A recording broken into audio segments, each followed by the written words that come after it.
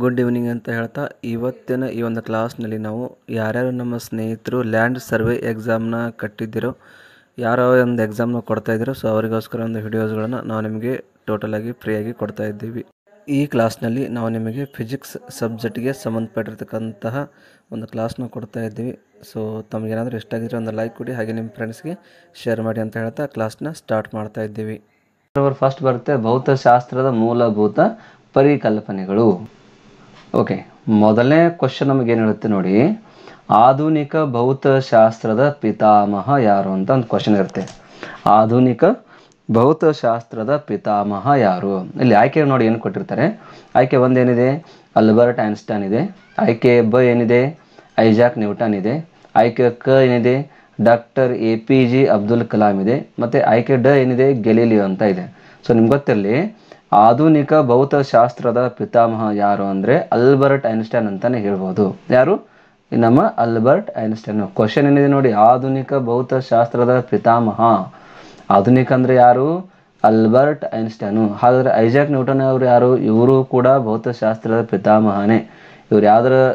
ಇವರು ಯಾವ ಒಂದು ಭೌತಶಾಸ್ತ್ರದ ಪಿತಾಮಹ ಅಂದರೆ ಪ್ರಾಚೀನ ಕಾಲದ ಪಿತಾಮಹ ಅಂತ ಹೇಳ್ಬೋದು. ಯಾರು? ಐಜಾಕ್ ನ್ಯೂಟನ್ ಅವರು ಪ್ರಾಚೀನ ಕಾಲದ ಪಿತಾಮಹ ಅಂತಾನೆ ಹೇಳ್ಬೋದು. ಇನ್ನು ಈ ನಮ್ಮ ಡಾಕ್ಟರ್ APJ ಅಬ್ದುಲ್ ಕಲಾಂ ಬಗ್ಗೆ ನಿಮ್ಗೆ ಗೊತ್ತೇ, ನಾವೇನು ಹೇಳೋದಿಲ್ಲ ಆದರೂ ಹೇಳ್ತೀನಿ. ಇವರು ನಮ್ಮ ಭಾರತದ ರಾಕೆಟ್ ಇಂಜಿನಿಯರ್ ಅಂತಾನೆ ಹೇಳ್ಬೋದು. ಯಾರು? ಡಾಕ್ಟರ್ APJ ಅಬ್ದುಲ್ ಕಲಾಂ ಸರು. ಹೌದಾ? ಇನ್ನು ಗೆಲಿಲಿಯೋನ ತಗೊಂಡ್ರೆ ಇವ್ರ ಬಗ್ಗೆನೂ ಕೂಡ ಆಲ್ರೆಡಿ ನಿಮ್ಗೆ ಗೊತ್ತಿದೆ, ಆದರೂ ಹೇಳ್ತೀನಿ. ಗೆಲಿಲಿಯೋ ಅಂದರೆ ಗುರುಗ್ರಹದಲ್ಲಿರ್ತಕ್ಕಂಥ ಉಪಗ್ರಹಗಳನ್ನು ಕಂಡು ಹಿಡಿದವರೆ ಈ ನಮ್ಮ ಗೆಲಿಲಿಯೋ ಅಂತಕ್ಕಂಥ ವಿಜ್ಞಾನಿ. ಸೊ ಹೀಗಾಗಿ ಇಲ್ಲಿ ಕ್ವಶನ್ನ ಯಾವ ಥರ ಕೇಳ್ತಾರೆ ಆ ಥರ ಆನ್ಸರ್ನ ರೈಟ್ ಮಾಡಿ. ನೋಡಿ, ಆಧುನಿಕ ಭೌತಶಾಸ್ತ್ರದ ಪಿತಾಮಹ ಅಂದರೆ ಯಾರು? Albert Einstein. ಪ್ರಾಚೀನ ಕಾಲದ ಭೌತಶಾಸ್ತ್ರದ ಪಿತಾಮಹ ಯಾರು ಅಂದರೆ ಐಜಾಕ್ ನ್ಯೂಟನ್ ಅಂತ ಹೇಳ್ಬೋದು. ಸೊ ಕ್ವಶನ್ ಯಾವ ಥರ ಕೇಳ್ತಾರೆ ಆ ಥರ ನೀವು ಆನ್ಸರ್ನ ಮಾಡ್ಕೊಳ್ಳಿ. ಓಕೆ, ಏನು ನೆಕ್ಸ್ಟ್ ಒಂದು ಕ್ವಶನು, ಸೆಕೆಂಡ್ ಕ್ವಶನ್ ಹೋಗುವ. ಓಕೆ,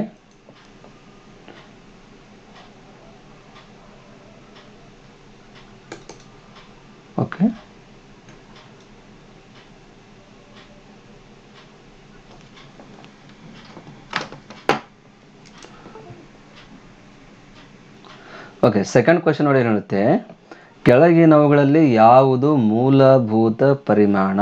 ಈ ಮೂಲಭೂತ ಪರಿಮಾಣ ಅಂದ್ರೆ ಏನು ನಿಮ್ಗೆ ಗೊತ್ತಿದೆಯಾ? ಮೂಲಭೂತ ಪರಿಣಾಮ ಅಂದರೆ ನಾವು ಅದಕ್ಕೆ ಇಂಗ್ಲೀಷ್ನಲ್ಲಿ ಫಂಡಾಮೆಂಟಲ್ ಕ್ವಾಂಟಿಟೀಸ್ ಅಂತ ಕರಿತೀವಿ. Fundamental quantities. ಈ ಫಂಡಾಮೆಂಟಲ್ ಕ್ವಾಂಟಿಟೀಸ್ ಅಂದ್ರೆ ಏನು?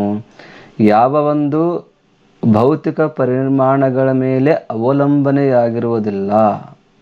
ಏನು ಕೆಲವೊಂದು ಪರಿಮಾಣಗಳು ಬರುತ್ತಲ್ವಾ, ಸೊ ಆ ಪರಿಮಾಣಗಳು ಭೌತಿಕ ಪರಿಮಾಣಗಳ ಮೇಲೆ ಯಾವುದೇ ರೀತಿ ಅವಲಂಬನೆ ಆಗಿರೋದಿಲ್ಲ. ಸೊ ಅದಕ್ಕೆ ನಾವೇನಂತ ಕರಿತೀವಿ? ಫಂಡಾಮೆಂಟಲ್ ಕ್ವಾಂಟಿಟೀಸ್ ಅಂತ ಕರಿತೀವಿ. ಹಾಗಾದರೆ ಈ ಕೆಳಗೆ ಕೊಟ್ಟಿರತಕ್ಕಂತಹ ಮೂಲಭೂತ ಪರಿಣಾಮಗಳಲ್ಲಿ ಯಾವುವು ಫಂಡಾಮೆಂಟಲ್ ಕ್ವಾಂಟಿಟೀಸ್ ಅಂತ ಕೇಳ್ತಾರೆ? ಯಾವುದಿರ್ಬೋದು ನೋಡಿ, ಉದ್ದ ಕೊಟ್ಟಿದ್ದಾರೆ, ರಾಶಿ ಇದೆ, ತಾಪ ಇದೆ, ಮೇಲಿನ ಎಲ್ಲ ಅಂತ. ಉದ್ದ ಅಂದ್ರೆ ಏನು? ಲೆಂತ್. ರಾಶಿ ಅಂದ್ರೆ ಏನು? ಮಾಸ್. ತಾಪ ಅಂದರೆ ಟೆಂಪ್ರೇಚರ್. ಲೆಂತು, ಮಾಸ್ ಮತ್ತು ಟೆಂಪ್ರೇಚರ್ಗಳನ್ನು ಕೊಟ್ಟಿದ್ದಾರೆ. ಸೊ ಔಟ್ ಆಫ್ ದೀಸು ಯಾವ್ಯಾವ ಫಂಡಾಮೆಂಟಲ್ ಕ್ವಾಂಟಿಟೀಸ್ ಇದೆ ಅಂತ ಅವರು ಕ್ವಶನ್ ಕೇಳಿದರೆ, ಸೊ ಇದಕ್ಕೆ ಸರಿಯಾದ ಆನ್ಸರ್ ಏನಪ್ಪ ಅಂದರೆ ಮೇಲಿನ ಎಲ್ಲ. ಮಾಸ್ ಇರ್ಬೋದು, ಟೆಂಪ್ರೇಚರ್ ಇರ್ಬೋದು, ಉದ್ದ ಇರ್ಬೋದು. ಸೊ ಇವೆಲ್ಲ ಕೂಡ ಹೆಂಗಿದಾವೆ ಅಂದರೆ ಒಂದು ಫಂಡಾಮೆಂಟಲ್ ಕ್ವಾಂಟಿಟೀಸ್ ಅಂತಲೇ ಹೇಳ್ಬೋದು. ಯಾರು ಸ್ಟಡಿ ಮಾಡಿದ್ದೀರಾ physics chapter fundamental basic physics ಅಂತ ಬರುತ್ತೆ. ಸೊ ಯಾರು ಸ್ಟಡಿ ಮಾಡಿರ್ತೀರ ಸೊ ಅವರಿಗಿದು ಅರ್ಥ ಆಗುತ್ತೆ ಕ್ವಶನು. ಹೌದಾ? ಅಂದರೆ ಫಂಡಾಮೆಂಟಲ್ ಕ್ವಾಂಟಿಟೀಸ್ ಬರುತ್ತೆ. Fundamental quantities and derived quantities ಅಂತ ಬರುತ್ತೆ. ಸೊ ಅದರಲ್ಲಿ ಇವೆಲ್ಲ ಇದೆ: length, mass, time, temperature, electric current, luminous intensity, amount of substance. ಇದೆಷ್ಟು ಏನು ಬರುತ್ತಪ್ಪ ಅಂದರೆ ಫಂಡಾಮೆಂಟಲ್ ಕ್ವಾಂಟಿಟೀಸು. ಸೊ ಹೀಗಾಗಿ ನಿಮಗೆ ಕ್ವಶನ್ ಯಾವ ಥರ ಕೇಳಿದ್ರೆ ಅದನ್ನಷ್ಟೇ ನೀವು ಅಲ್ಲಿ ಆನ್ಸರ್ ಕರೆಕ್ಟ್ ನೀವು ಚಾಯ್ಸ್ ಮಾಡಬೇಕು. ಇಲ್ಲಾಂದರೆ ಆನ್ಸರ್ ಟೋಟಲಾಗಿ ರಾಂಗ್ ಆಗುತ್ತೆ. ಉದ್ದ ಇದೆ, ಉದ್ದ ಅಂದರೆ ಲೆಂತು, ಮಾಸ್ ಮತ್ತು ಟೆಂಪರೇಚರ್. ಇದು ಬಿಟ್ಟರೆ electric current, luminous intensity, time, amount of substance. So ಇದು ಕೂಡ ಫಂಡಾಮೆಂಟಲ್ ಕ್ವಾಂಟಿಟೀಸ್ ಅಂತಲೇ ಹೇಳ್ಬೋದು. ಹೌದಾ? ಓಕೆ, ನೆಕ್ಸ್ಟ್ ಕ್ವಶನ್ ಹೋಗುವ. ಓಕೆ, ನೆಕ್ಸ್ಟ್ ಕ್ವಶನ್ ನೋಡಿ ಏನಿರುತ್ತೆ ಒಂದು ಕ್ವಶನು. ಓಕೆ, ಥರ್ಡ್ ಕ್ವಶನ್ ನೋಡಿ ಏನು ಹೇಳುತ್ತೆ ನಮಗೆ, ಮೂಲಭೂತ ಪರಿಮಾಣಗಳ ಮೇಲೆ ಅವಲಂಬಿತವಾಗಿರುವ ಭೌತಿಕ ಪರಿಮಾಣಗಳು ಯಾವುವು? ಇಲ್ಲಿದೆ ನೋಡಿ, ಈ ಭೌತಿಕ ಪರಿಮಾಣಗಳು ಮೂಲಭೂತ ಪರಿಮಾಣಗಳ ಮೇಲೆ ಅವಲಂಬಿತವಾಗಿರುವ ಭೌತಿಕ ಪರಿಮಾಣಗಳು ಅಂದರೆ ಯಾವುದು? ಅವಕ್ಕೆ ನಾವೇನಂತ ಕರಿತೀವಿ? ಡಿರೈವ್ಡ್ ಕ್ವಾಂಟಿಟೀಸ್ ಅಂತ ಕರಿತೀವಿ. ಅವಕ್ಕೆ ಏನಂತ ಕರಿತೀವಿ? ಈ ಡಿರೈವ್ಡ್ ಕ್ವಾಂಟಿಟೀಸು. ಸೊ ಆ ಡಿರೈವ್ಡ್ ಕ್ವಾಂಟಿಟೀಸ್ ಯಾವ್ಯಾವ ಇದೆ ಅಂತ ಕೇಳ್ತಾರೆ. ಕ್ವಶನ್ ನೋಡಿ ಎಷ್ಟು ಚೆನ್ನಾಗಿ ಕೇಳಿದ್ರು ಅವರು. ಮೂಲಭೂತ ಪರಿಮಾಣಗಳ ಮೇಲೆ ಅವಲಂಬಿತವಾಗಿರುವ ಭೌತಿಕ ಪರಿಮಾಣಗಳು, ಇವೆಲ್ಲ ಭೌತಿಕನೇ. ಸೊ ಎದ್ರ ಮೇಲೆ ಡಿಪೆಂಡ್ ಆಗಿರುತ್ತೆ? ಮೂಲಭೂತ ಪರಿಮಾಣಗಳ ಮೇಲೆ ಡಿಪೆಂಡ್ ಆಗಿರುತ್ತೆ. ಹಾಗಾದರೆ ಅವು ಯಾವುವು ಅಂತ ಕೇಳ್ತಾರೆ. ಸೊ ಈ ಮೂಲಭೂತ ಪರಿಮಾಣ ಅವಲಂಬವಾಗಿರ್ತಕ್ಕಂಥ ಅವು ಭೌತಿಕ ಪರಿಮಾಣ, ಅವು ಡಿರೈವ್ಡ್ ಕ್ವಾಂಟಿಟೀಸ್ ಅಂತ ಹೇಳ್ತೀವಿ. ಸೊ ಆಯ್ಕೆ ನೋಡಿ ಏನು ಕೊಟ್ಟಿದ್ದಾರೆ? ಕ್ಷೇತ್ರ ಕೊಟ್ಟಿದ್ದಾರೆ. ಕ್ಷೇತ್ರ ಅಂದ್ರೇನು? ಏರಿಯಾ. ಸಾಮರ್ಥ್ಯ ಅಂದರೆ ಪವರ್. ಸಾಂದ್ರತೆ ಅಂದರೆ ಡೆನ್ಸಿಟಿ. ಮೇಲಿನ ಎಲ್ಲ ಅಂತ ಕೊಟ್ಟಿದ್ದಾರೆ. ಸೊ ಈ ಪ್ರಶ್ನೆಯ ಒಂದು ಆನ್ಸರ್ ಏನಪ್ಪಾ ಅಂದರೆ ಮೇಲಿನ ಎಲ್ಲ ಅಂತ ಹೇಳ್ಬೋದು. ಮೇಲಿನ ಎಲ್ಲ ನಿಮ್ಗೆ ಗೊತ್ತಿಲ್ಲ. ಕ್ಷೇತ್ರ, ಕ್ಷೇತ್ರ ಅಂದ್ರೆ ಏನು? ಏರಿಯಾ. ಹೌದಾ? ಸೊ ಕ್ಷೇತ್ರ ಅಂದ್ರೆ ಇಲ್ಲಿ area. Area is equal to, ನಿಮ್ಗೆ ಯಾರೇ ಫಿಸಿಕ್ಸ್ನ ಸ್ಟಡಿ ಮಾಡಿದ್ರು ಅವ್ರಿಗೆ ಗೊತ್ತಿರುತ್ತೆ. ಕ್ಷೇತ್ರ ನಾವು ಯಾವ ಥರ ಬರಿತೀವಿ ಅಂದರೆ ಲೆಂತ್ ಇಂಟು ಬ್ರೆಡ್ತ್ ಅಂತ ಕರಿತೀವಿ. ಹೌದಾ? Length into breadth. ಸೊ ಇದಕ್ಕೆ ನಾವು ಏರಿಯಾ ಅಂತ ಕರಿತೀವಿ. ಕ್ಷೇತ್ರ ಇದಿದ್ರೆ ಮಾತ್ರ ಆ ಒಂದು ಕ್ಷೇತ್ರಕ್ಕೆ ಸಂಬಂಧಪಟ್ಟಿರ್ತದೆ. ಸೊ ಇದು ಕೂಡ ಏನಿದೆ? Derived quantities. ಡಿರೈವ್ಡ್ ಕ್ವಾಂಟಿಟಿ ಹೇಗಾಯಿತು ನೋಡಿ, ಲೆಂತ್ ಬರ್ತಲ್ವ ಇದರಲ್ಲಿ. ಸೊ ಲೆಂತ್ ಏನಿದು? ಏನಿದು length? Fundamental quantities. So fundamental quantity ಬರ್ತಲ್ವಾ? ಸೊ ಇದರ ಮೇಲೆ ಅವಲಂಬಿತವಾಗಿರ್ತಕ್ಕಂಥ ಯಾವುದಪ್ಪ ಅಂದರೆ ಈ ಏರಿಯಾ. ಏರಿಯಾ ಅಂದರೆ ಕ್ಷೇತ್ರ. ಸೊ ಹೀಗಾಗಿ ಎ ಆಪ್ಷನ್ ಕೂಡ ಇದರ ಸರಿಯಾದ ಆನ್ಸರು. ಇನ್ನು ಸಾಮರ್ಥ್ಯ. ಸಾಮರ್ಥ್ಯ ಅಂದ್ರೆ ಏನು? ಪವರ್. ಪವರ್ ಅಂತ ಕರಿತೀವಿ. ಹೌದಾ? ಈ ಪವರನ್ನು ನಾವು ಯಾವ ಥರ ರೈಟ್ ಮಾಡ್ತೀವಿ? Power equal to work upon time ಅಂತ ಬರಿತೀವಿ. ಹೌದಾ? ವರ್ಕ್ ಅಪಾನ್ ಟೈಮ್ ಅಂದ್ರೆ ಪವರು ಅಥವಾ ಸಾಮರ್ಥ್ಯ. ಎಷ್ಟು ಟೈಮ್ನಲ್ಲಿ ಎಷ್ಟು ವರ್ಕ್ ಆಯಿತು ಅದು ಆ ಒಂದು ವಸ್ತುವಿನ ಸಾಮರ್ಥ್ಯ ಅಂತ ತೋರಿಸ್ಕೊಡುತ್ತೆ. ಹೌದಲ್ಲ? ಹೌದಾ? ಸಪೋಸ್ ನಿಮ್ಮ ಹತ್ರ ಏನೋ ಬೈಕ್ ಇದೆ, ಆ ಬೈಕು 1 ಅವರ್ನಲ್ಲಿ ಒಂದು 50 ಕಿಲೋಮೀಟರ್ ರನ್ ಆಯಿತು ಅಂತ ತಿಳ್ಕೊಳ್ಳಿ. ಸೊ 1 ಅವರ್ ಟೈಮ್ನಲ್ಲಿ 50 ಕಿಲೋಮೀಟರ್ ರನ್ನಿಂಗ್ ಆಯಿತು ಅಂದರೆ ಅಷ್ಟು ವರ್ಕ್ ಆಯಿತು. ಸೊ ಅದಕ್ಕೆ ನಾವೇನಂತೀವಿ? ಆ ಬೈಕ್ನ ಒಂದು ಪವರ್ ಅಂತ ಹೇಳ್ತೀವಿ. ಹೌದಾ? ಸೊ ಸಾಮರ್ಥ್ಯ, ಪವರ್ ಕೂಡ ಇದೇನಿದೆ? ಒಂದು ಡಿರೈವ್ಡ್ ಕ್ವಾಂಟಿಟಿ ಅಂತಲೇ ಹೇಳ್ಬೋದು. ಸಾಂದ್ರತೆ. ಸಾಂದ್ರತೆ ಅಂದ್ರೇನು? ಡೆನ್ಸಿಟಿ. ಡೆನ್ಸಿಟಿನ ಯಾವ ಥರ ಬರಿತೀವಿ ನಾವು? ರೈಟಿಂಗ್ ಮಾಡಬೇಕಾದ್ರೆ ಡಿ ಅಂತ ಬರಿತೀವಿ. D equal to mass upon volume ಅಂತ ಬರಿತೀವಿ. ಹೌದಾ? ಮಾಸ್ ಅಪಾನ್ ವಾಲ್ಯೂಮ್ ಅಂದ್ರೆ ಸಾಂದ್ರತೆ ಅಥವಾ ಡೆನ್ಸಿಟಿ ಅಂತ ಕರಿತೀವಿ. ನೋಡಿ ಇಲ್ಲಿ ಮಾಸ್ ಬಂತಲ್ವಾ? ಮಾಸ್ ಬಂತ. ಆಮೇಲೆ ಸಾಮರ್ಥ್ಯದಲ್ಲಿ ಟೈಮ್ ಬಂದಿದೆ ಇಲ್ಲಿ. ಸೊ ಟೈಮು, ಮಾಸು, ಆಮೇಲೆ ಲೆಂತ್ ಇದೆಲ್ಲ ಏನು? Fundamental quantities. ಸೊ ಇದರ ಮೇಲೆ ಯಾವುದು ಡಿಪೆಂಡ್ ಆಗಿರುತ್ತೆ ಅದಕ್ಕೆ ನಾವು ಡಿರೈವ್ಡ್ ಕ್ವಾಂಟಿಟಿ ಅಂತ ಹೇಳ್ತೀವಿ. ಹೌದಾ? ಸೊ ಹೀಗಾಗಿ ಕ್ಷೇತ್ರ ಇರ್ಬೋದು ಅಥವಾ ಸಾಮರ್ಥ್ಯ ಇರ್ಬೋದು ಅಥವಾ ಸಾಂದ್ರತೆ ಇರ್ಬೋದು. ಸೊ ಇವೆಲ್ಲ ಏನಂತ ಕರಿತೀವಿ ನಾವು? ಡಿರೈವ್ಡ್ ಕ್ವಾಂಟಿಟೀಸ್ ಅಂತ ಕರಿತೀವಿ. ಏನಂತ ಕರಿತೀವಿ? Derived quantities. ಸೊ ಹೀಗಾಗಿ ಈ ಪ್ರಶ್ನೆಯ ಸರಿಯಾದ ಆಯ್ಕೆ ಏನಪ್ಪಾ ಅಂದರೆ ಮೇಲಿನ ಎಲ್ಲ ಅಂತಾನೆ ಇಲ್ಲಿ ಈ ಸಂಬಂಧಪಟ್ಟ ಕ್ವಶನ್ಗೆ ಆನ್ಸರ್ ನಾವು ಕೊಡಬೇಕಾಗುತ್ತೆ. ಹೌದಾ? ಓಕೆ, ಈ ಕ್ವಶನ್ ಅರ್ಥ ಆಗಿದೆ ಅಂತ ಅನ್ಕೊಂಡಿದ್ದೀನಿ. ಹೌದಾ? ಡಿರೈವ್ಡ್ ಕ್ವಾಂಟಿಟೀಸ್ ಬೇರೆ, ಆಮೇಲೆ ಫಂಡಾಮೆಂಟಲ್ ಕ್ವಾಂಟಿಟೀಸ್ ಬೇರೆನೆ. ಫಂಡಾಮೆಂಟಲ್ ಕ್ವಾಂಟಿಟೀಸ್ ಅಂದ್ರೆ ಏನು? ಯಾವ ಬರುತ್ತೆ? ಲಕ್ಷಗಳಲ್ಲಿ length, mass, time, temperature, electric current, luminous intensity and amount of substance. So ಇದರ ಮೇಲೆ ಡಿಪೆಂಡ್ ಆಗಿರೋದು ಯಾವುದು? Derived quantities. ಅಥವಾ ಒಂದು ಫಂಡಾಮೆಂಟಲ್ ಕ್ವಾಂಟಿಟೀಸ್ನ ಯೂಸ್ ಮಾಡಿಕೊಂಡು ಹೊಸದಾದ ಏನಾದ್ರು ಕ್ವಾಂಟಿಟೀಸ್ ತಯಾರಾಗ್ತಾ ಇದ್ದರೆ ಅದಕ್ಕೆ ಕೂಡ ನಾವು ಡಿರೈವ್ಡ್ ಕ್ವಾಂಟಿಟೀಸ್ನ ಅಂತಾನೆ ಕರಿತೀವಿ. ಸೊ ಅದರಲ್ಲಿ ಬರೋದೇ ಇದೆಲ್ಲ. ಏರಿಯಾ ಇರ್ಬೋದು, ಪವರ್ ಇರ್ಬೋದು, ಅಥವಾ ಡೆನ್ಸಿಟಿ ಇರ್ಬೋದು, ಸಾಂದ್ರತೆ ಅಂತೀವಲ್ಲ. ಸೊ ಇವೆಲ್ಲ ಕೂಡ ಏನಾಗುತ್ತೆ? ಅದರಲ್ಲೇ ಬಂದಿರತಕ್ಕಂತಹ ಏನಂತೀವಿ? ಡಿರೈವ್ಡ್ ಕ್ವಾಂಟಿಟೀಸ್ ಅಂತ ಕರಿತೀವಿ. ಓಕೆ. ಇನ್ನು ನೆಕ್ಸ್ಟ್ ಒಂದು ಕ್ವಶನ್ ಬರುತ್ತೆ, ಸ್ಕೇಲಾರ್ ಕ್ವಾಂಟಿಟೀಸ್ ಮತ್ತು ಯಾವುದು? ವೆಕ್ಟರ್ ಕ್ವಾಂಟಿಟಿ ಅಂತ. ಸೊ ನಿಮ್ಗೆ ಗೊತ್ತಿರಲಿ ಸ್ಕೇಲಾರ್ ಕ್ವಾಂಟಿಟಿ ಅಂದ್ರೇನು ಮತ್ತು ವೆಕ್ಟರ್ ಕ್ವಾಂಟಿಟಿ ಅಂದ್ರೇನು. ಫಸ್ಟ್ ಆಫ್ ಆಲ್ ನಿಮ್ಗೆ ಗೊತ್ತಿರಬೇಕು. ಸ್ಕೇಲಾರ್ ಕ್ವಾಂಟಿಟಿ ಅಂದ್ರೇನು? ಅದೀಶ ಪರಿಮಾಣಗಳು ಅಂತ ಕರಿತೀವಿ. ಅದೀಶ ಪರಿಮಾಣಗಳು ಅಂದ್ರೇನು? ಒಂದು ನಿರ್ದಿಷ್ಟವಾದಂಥ ಮೌಲ್ಯ ಹೊಂದಿರುತ್ತೆ, ಆದರೆ ಒಂದು ನಿರ್ದಿಷ್ಟವಾದಂಥ ದಿಕ್ಕು ಅದಕ್ಕೆ ಇರಲ್ಲ. ಸೊ ಅದಕ್ಕೆ ನಾವೇನಂತ ಕರಿತೀವಿ? ಸಿಂಪಲ್ ಆಗಿ ಏನು? ಸ್ಕೇಲಾರ್ ಕ್ವಾಂಟಿಟೀಸ್ ಅಂದರೆ ಅದೀಶ ರಾಶಿ ಅಂತ ಕರಿತೀವಿ. ಇನ್ನು ವೆಕ್ಟರ್ ಕ್ವಾಂಟಿಟಿ ಅಂದ್ರೇನು? ಸದಿಶ ರಾಶಿ. ಸೊ ಅದರ್ ರಿಲೇಟೆಡ್ ಇಲ್ಲಿ ಒಂದು ಕ್ವಶನ್ ಇದೆ ನಿಮಗೆ. ಸ್ಕೇಲಾರ್ ಕ್ವಾಂಟಿಟಿ ಯಾವ್ದು ಬರುತ್ತೆ ಮತ್ತು ವೆಕ್ಟರ್ ಕ್ವಾಂಟಿಟಿ. ವೆಕ್ಟರ್ ಕ್ವಾಂಟಿಟಿ ಅಂದ್ರೇನು? ನಿರ್ದಿಷ್ಟ ಮೌಲ್ಯ ಮತ್ತು ದಿಕ್ಕನ್ನು ಹೊಂದಿರತಕ್ಕಂತಹ, ಅದಕ್ಕೆ ಒಂದು ನಿರ್ದಿಷ್ಟವಾದಂಥ ದಿಕ್ಕು ಇರಬೇಕು ಮತ್ತು ಅದಕ್ಕೆ ಒಂದು ಅದಕ್ಕೊಂದು ಮೌಲ್ಯ ಕೂಡ ಇರಬೇಕು. ಸೊ ಅದಕ್ಕೆ ನಾವೇನಂತ ಕರಿತೀವಿ? ಸಿಂಪಲ್ ಆಗಿ ಸದಿಶ ರಾಶಿ ಅಂತ ಕರಿತೀವಿ ಅಥವಾ ಸದಿಶ ಪರಿಮಾಣಗಳು ಅಂತ ಕರಿತೀವಿ. ಹೌದಾ? ಓಕೆ, ಇಲ್ಲಿ ಕ್ವಶನ್ ನೋಡಿ ಏನು ಕೇಳಿದರೆ, ಕೆಳಗಿನವುಗಳಲ್ಲಿ ಯಾವುದು ಅದೇಶ ಪರಿಮಾಣಗಳು? ಅದೇಶ ಅಂದ್ರೆ ಏನು? ಸ್ಕೇಲಾರು. ಫಸ್ಟ್ ಆಫ್ ಆಲ್ ನೆನ್ಪಿಟ್ಕೊಳ್ಳಿ, ಅದೇಶ ಅಂದ್ರೆ ಏನು? Scalar quantity. ಸೊ ಕೆಳಗಿನವುಗಳಲ್ಲಿ ಯಾವುದು ಅದೇಶ ಅಂತ ಕೇಳ್ತಾರೆ. ಯಾವುದು ಅದೇಶ ಆಗಿರ್ಬೋದು? ಆಪ್ಷನ್ ನೋಡಿ ಏನು ಕೊಟ್ಟಿದ್ದಾರೆ? ದೂರ ಇದೆ, ಹೌದಾ? ಆಪ್ಷನ್ ಅ ದೂರ. ಬ ಸಮಯ ಕೊಟ್ಟಿದ್ದಾರೆ, ವೇಗ ಕೊಟ್ಟಿದ್ದಾರೆ, ಅ ಮತ್ತು ಬ ಅಂತ ಕೊಟ್ಟಿದ್ದಾರೆ. ಸೊ ಇದರ ಸರಿಯಾದ ಆನ್ಸರ್ ಏನಪ್ಪಾ ಅಂದರೆ ಆಪ್ಷನ್ ಡ, ಅ ಮತ್ತು ಬ. ಅ ಮತ್ತು ಬ ಅಂದರೆ ಯಾವ್ದ್ಯಾವುದು? ಒಂದು ದೂರ, ಇನ್ನೊಂದು ಸಮಯ. ಈ ವೇಗದಲ್ಲಿ ಬರಲ್ಲ. ಯಾಕೆ ಬರಲ್ಲ ನೋಡಿ? ದೂರ, ದೂರ ಅಂದರೆ ಏನು ಕರಿತೀವಿ ನಾವು? ಡಿಸ್ಟೆನ್ಸ್ ಅಂತ ಕರಿತೀವಿ, ಹೌದಾ? ಆಮೇಲೆ ಸಮಯ, ಸಮಯ ಅಂದ್ರೇನು? ಟೈಮು. ಸೊ ಇದಕ್ಕೆ ಏನಾಗುತ್ತೆ? ಸ್ಕೇಲಾರ್ ಕ್ವಾಂಟಿಟಿ ಅಂದರೆ ಏನು ಹೇಳಿದ್ದೆ ನಿಮಗೆ? ನಿರ್ದಿಷ್ಟವಾದಂಥ ಮೌಲ್ಯ ಇರುತ್ತೆ, ಆದರೆ ನಿರ್ದಿಷ್ಟವಾದಂಥ ಒಂದು ದಿಕ್ಕು ಅದಕ್ಕೆ ಇರಲ್ಲ. ಸೊ ಎಷ್ಟು ದೂರ ಬೇಕಾದ್ರೂ ಹೋಗೋದು, ಬಟ್ ಅದಕ್ಕೆ ದಿಕ್ಕೇ ಇಲ್ಲ. ಸಮಯ ಇದೆ, ಹೌದಾ? ಅದಕ್ಕೊಂದು ಮೌಲ್ಯ ಅಂತಕ್ಕಂಥದ್ದು ಇದೆ, ಬಟ್ ಅದಕ್ಕೆ ಯಾವುದೇ ರೀತಿ ದಿಕ್ಕಿರಲ್ಲ, ಹೌದಾ? ಸೊ ಹೀಗಾಗಿ ದೂರ ಮತ್ತು ಸಮಯ ಇವೆರಡು ಇದರ ಒಂದು ಸರಿಯಾದ ಆನ್ಸರ್. ಸೊ ಹೀಗಾಗಿ ಇಲ್ಲಿ ನಾನು ಆಪ್ಷನ್ ಡ ಅಂತಕ್ಕಂಥದ್ದನ್ನು ಆಯ್ಕೆ ಮಾಡ್ತೀನಿ. ಓಕೆ, ಸೊ ಈ ಕ್ವಶನ್ ಆನ್ಸರ್ ಬರಬೇಕಾದ್ರೆ ನಿಮಗೆ first of all scalar quantity ಅಂದ್ರೆ ಏನು ಮತ್ತು ವೆಕ್ಟರ್ ಕ್ವಾಂಟಿಟಿ ಅಂದ್ರೆ ಏನು ಇದು ನಿಮಗೆ ಗೊತ್ತಿರಬೇಕು. ಮತ್ತೊಂದು ಸಲ ಅದನ್ನು ಕೇಳಿ. ಸ್ಕೇಲಾರ್ ಕ್ವಾಂಟಿಟಿ ಅಂದ್ರೆ ಅದಿಶ ರಾಶಿ. ಅದಿಶ ರಾಶಿ ಅಂದ್ರೇನು? ನಿರ್ದಿಷ್ಟ ಮೌಲ್ಯ ಹೊಂದಿರುತ್ತೆ, ಆದರೆ ದಿಕ್ಕನ್ನು ಹೊಂದಿರೋದಿಲ್ಲ. ಅದಕ್ಕೆ ನಾವು ಸ್ಕೇಲಾರ್ ಕ್ವಾಂಟಿಟಿ ಅಂತ ಕರಿತೀವಿ, ಹೌದಾ? ವೆಕ್ಟರ್ ಕ್ವಾಂಟಿಟಿ ಅಂದ್ರೇನು? ನಿರ್ದಿಷ್ಟ ಮೌಲ್ಯ ಮತ್ತು ದಿಕ್ಕನ್ನು ಎರಡನ್ನ ಹೊಂದಿರುತ್ತೆ, ಅದಕ್ಕೆ ನಾವು ಏನಂತ ಕರಿತೀವಿ? ವೆಕ್ಟರ್ ಕ್ವಾಂಟಿಟಿ ಅಂತ ಕರಿತೀವಿ. ಓಕೆ ಓಕೆ, ಅರ್ಥ ಆಗಿದೆ ಅಂತ ಅಂದ್ಕೊಂಡಿದ್ದೀನಿ ಕ್ವಶನು. ಓಕೆ, ನೆಕ್ಸ್ಟ್ ಕ್ವಶನ್ ಹೋಗುವ. ಓಕೆ, ನೆಕ್ಸ್ಟು 5ನೇ ಕ್ವಶನ್ ನೋಡಿ ಏನಿದೆ. ಓಕೆ, 5ನೇ ಕ್ವಶನ್ ನಮ್ಗೆ ಏನು ಹೇಳುತ್ತೆ? SI ಪದ್ಧತಿಯನ್ನು ಯಾವ ಒಂದು ಪದ್ಧತಿಯಿಂದ ಮಾರ್ಪಾಡಿಸಿ ವಿಸ್ತರಣೆ ಮಾಡಲಾಗಿದೆ? ನೋಡಿ ಏನಿದು SI ಪದ್ಧತಿ ಅಂದ್ರೇನು? SI ಪದ್ಧತಿ ಅಂದ್ರೇನು? ಸಿಸ್ಟಮ್ ಆಫ್ ಇಂಟರ್ನ್ಯಾಷನಲ್ ಅಂತಾನೆ ಹೇಳ್ತೀವಿ. System international. ಇದು ಏನು? SI ಅಂದ್ರೆ ಏನಿದು?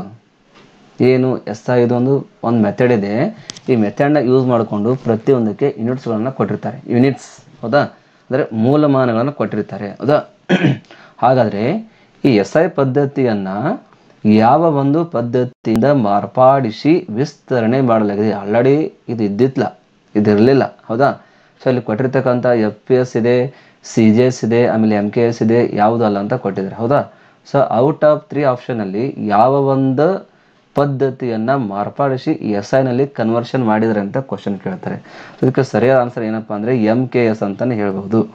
MKS ಅಂದರೆ ಏನು? ಅಥವಾ FPS ಅಂದ್ರೇನು? CGS ಅಂದ್ರೇನು? ಗೊತ್ತಿದ್ರೆ ಹೇಳಿ. FPS ಅಂದ್ರೇನು? FPS ಅಂದ್ರೇನು? Foot pound and the second. Foot pound and second.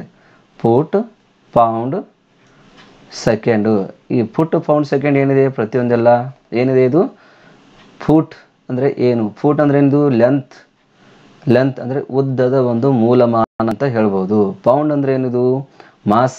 ಈ ಒಂದು ಮಾಸ್ ಇರುತ್ತಲ್ಲ, ದ್ರವ್ಯರಾಶಿ, ಅದರ ಒಂದು ಯೂನಿಟ್ಸ್ ಅಂತಲೇ ಹೇಳ್ಬೋದು. ಸೆಕೆಂಡ್ ಏನಿದು? ಟೈಮ್. ಸೊ ಈ ಒಂದು ಟೈಮ್ ವೇಳೆದೆಲ್ಲ, ಸೊ ಈ ಟೈಮ್ದ ಒಂದು ಯೂನಿಟ್ಸ್ ಅಂತಲೇ ಹೇಳ್ಬೋದು. FPS ಪದ್ಧತಿಯಲ್ಲಿ ಏನು ಮಾಡ್ತಾರೆ? ಲೆಂತ್ನ ಫುಟ್ನಲ್ಲಿ ಮೆಜರ್ಮೆಂಟ್ ಮಾಡ್ತಾರೆ, ಆಮೇಲೆ ಮಾಸ್ ಪೌಂಡ್ನಲ್ಲಿ ಮೆಜರ್ಮೆಂಟ್ ಮಾಡ್ತಾರೆ, ಟೈಮ್ನ ಸೆಕೆಂಡ್ನಲ್ಲಿ ಮೆಜರ್ಮೆಂಟ್ ಮಾಡ್ತಾರೆ, ಹೌದಾ? ಸೊ ಅದಕ್ಕೆ ನಾವು FPS ಅಂತ ಕರೀತಾರೆ. ಇನ್ನು CGS ತಗೊಂಡ್ರೆ, ಈ CGS ಮೆಥಡ್ನಲ್ಲಿ ಏನು ಮಾಡ್ತಾರೆ? ಲೆಂತ್ನ ಯಾವ ಥರ ಮೆಜರ್ಮೆಂಟ್ ಮಾಡ್ತಾರೆ? ಫಸ್ಟ್ ಆಫ್ ಆಲ್ ಬರ್ಕೊಳ್ಳಿ. ಏನಿದು? ಲೆಂತು, ಆಮೇಲೆ ಮಾಸು, ಲೆಂತ್, ಮಾಸ್, ಟೈಮು.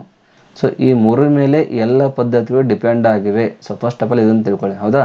ಈ CGS ನೋಡಿ, CGSನ ಏನು ಮಾಡ್ತಾರೆ? ಸಿ ಅಂದ್ರೇನು? ಸೆಂಟಿಮೀಟರ್. ಸಿ ಅಂದರೆ ಸೆಂಟಿಮೀಟರ್ ಅನ್ನಿಸುತ್ತೆ, ಎಲ್ರಿಗೂ ಗೊತ್ತಿದೆ ಅಂತ ಅಂದ್ಕೊಂಡಿದ್ದೀನಿ. So centimetre. G ಅಂದರೆ ಗ್ರಾಮು, ಹೌದಾ? S ಅಂದರೆ ಸೆಕೆಂಡ್. ಇಲ್ಲಿ ಸೆಂಟಿಮೀಟರ್ ಏನಿದೆ? ಲೆಂತ್ ಅದ ಒಂದು ಯೂನಿಟ್ಸ್ ಅಂತಲೇ ಹೇಳ್ಬೋದು.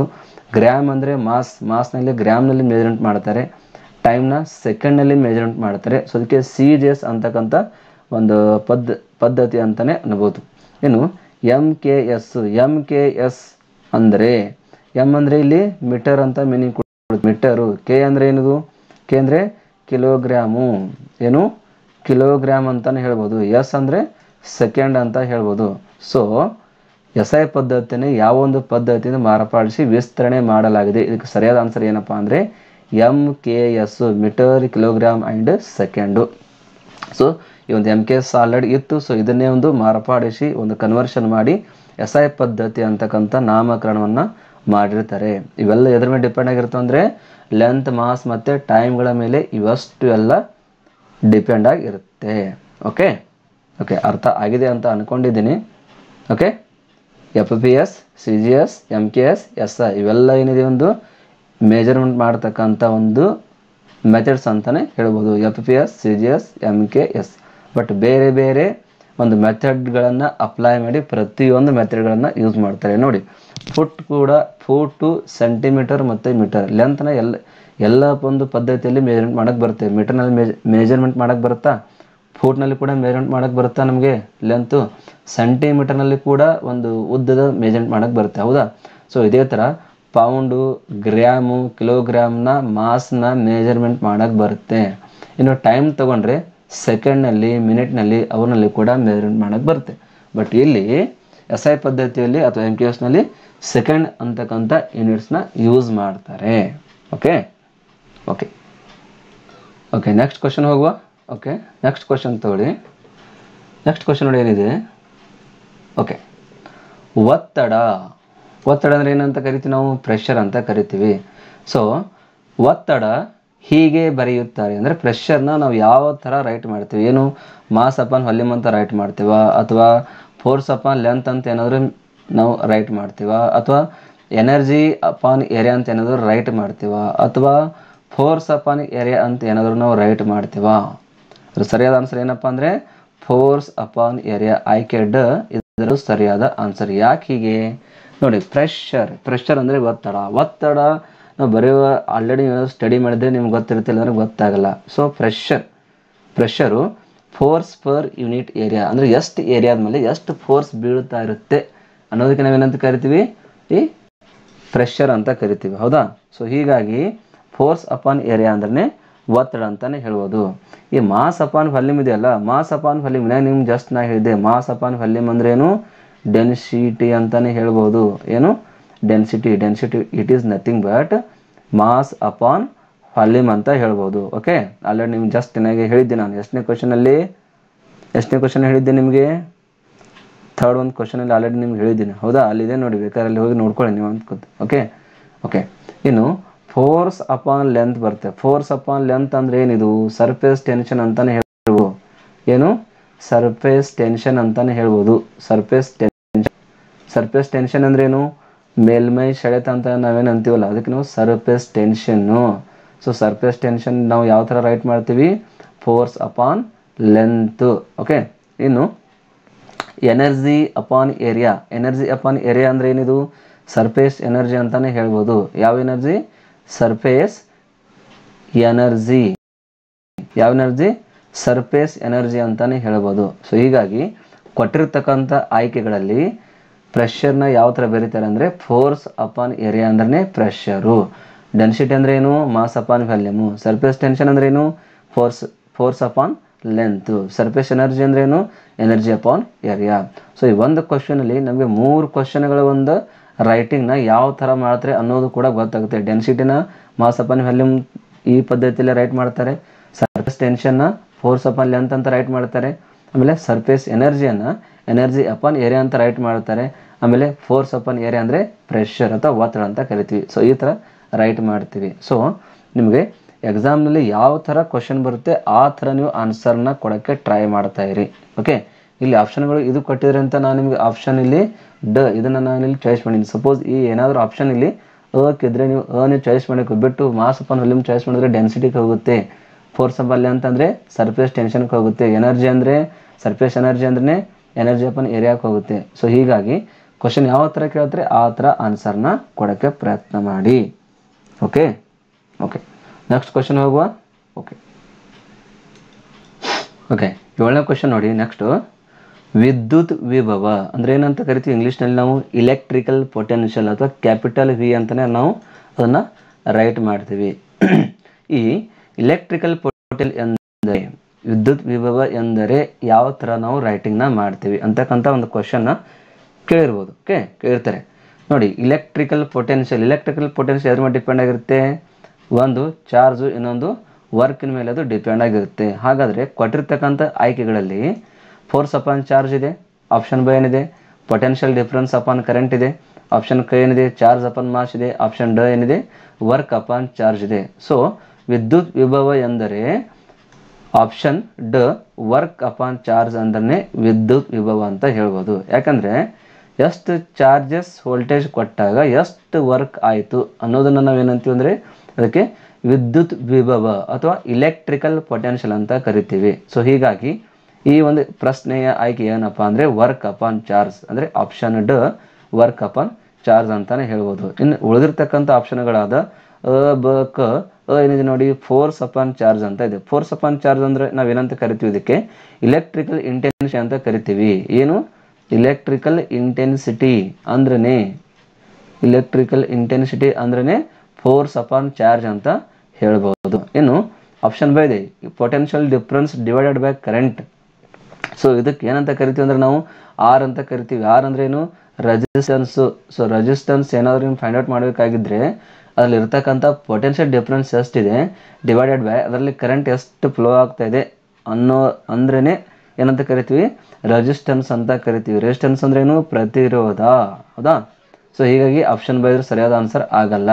ಇನ್ನು ಕ ಏನಿದೆ ನೋಡಿ ಚಾರ್ಜ್ ಅಪಾನ್ ಮಾಸ್ ಅಂತ ಇದೆ. ಚಾರ್ಜ್ ಅಪಾನ್ ಮಾಸ್ ಇದಕ್ಕೆ ಸಂಬಂಧಪಟ್ಟಿದ್ದು ಅಂದರೆ ಇದು ಸ್ಪೆಸಿಫಿಕ್ ಚಾರ್ಜ್ಗೆ ಸಂಬಂಧಪಟ್ಟಿದ್ದು. ಯಾವ ಚಾರ್ಜು?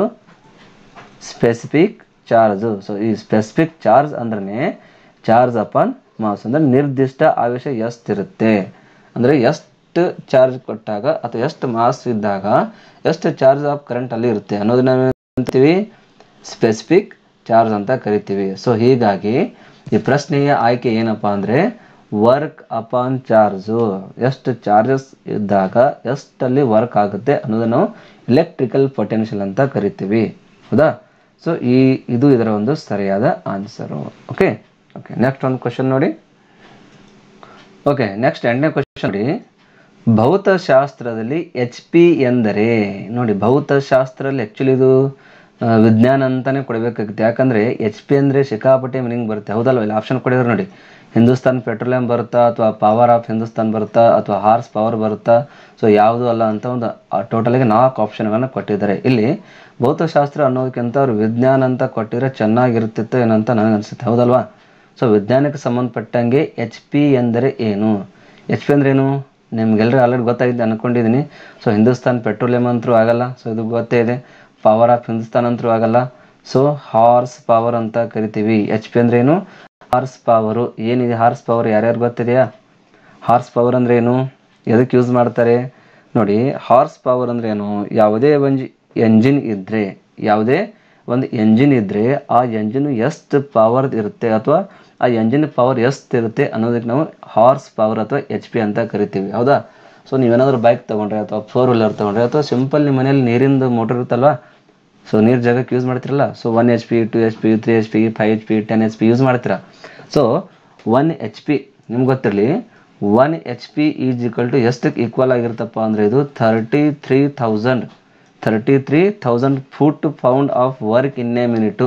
ಅಂದರೆ ಒಂದು ನಿಮಿಷದಲ್ಲಿ ಎಷ್ಟು ವರ್ಕ್ ಮಾಡುತ್ತೆ ಅಂತ ಅವ್ರು ಹೇಳ್ತಾರೆ. ಎಷ್ಟು 1 HP ಏನಾದರೂ ನಿಮ್ಮ ಹತ್ರ ಮಷಿನ್ಸ್ ಇದ್ದರೆ ಅಥವಾ ಏನಾದರೂ ಎಂಜಿನ್ ಇದ್ದರೆ ಎಷ್ಟು 1 ನಿಮಿಷದಲ್ಲಿ ಅಷ್ಟದು ವರ್ಕ್ ಮಾಡುತ್ತೆ ಅಂತ ಹೇಳ್ತಾರೆ. ಸೊ ಅದನ್ನು ನಾವು ಏನಂತೀವಿ ಹಾರ್ಸ್ ಪವರ್ ಅಂತ ಕರಿತೀವಿ. ಏನು ಹಾರ್ಸ್ ಪವರು. ಇನ್ನು ಜನರಲಾಗಿ ಏನಾದರೂ ನೋಡಿದ್ರೆ HP ಅಂದರೆ ಹಿಂದೂಸ್ತಾನ್ ಪೆಟ್ರೋಲಿಯಂ ಕೂಡ ಸರಿಯಾದ ಆನ್ಸರು.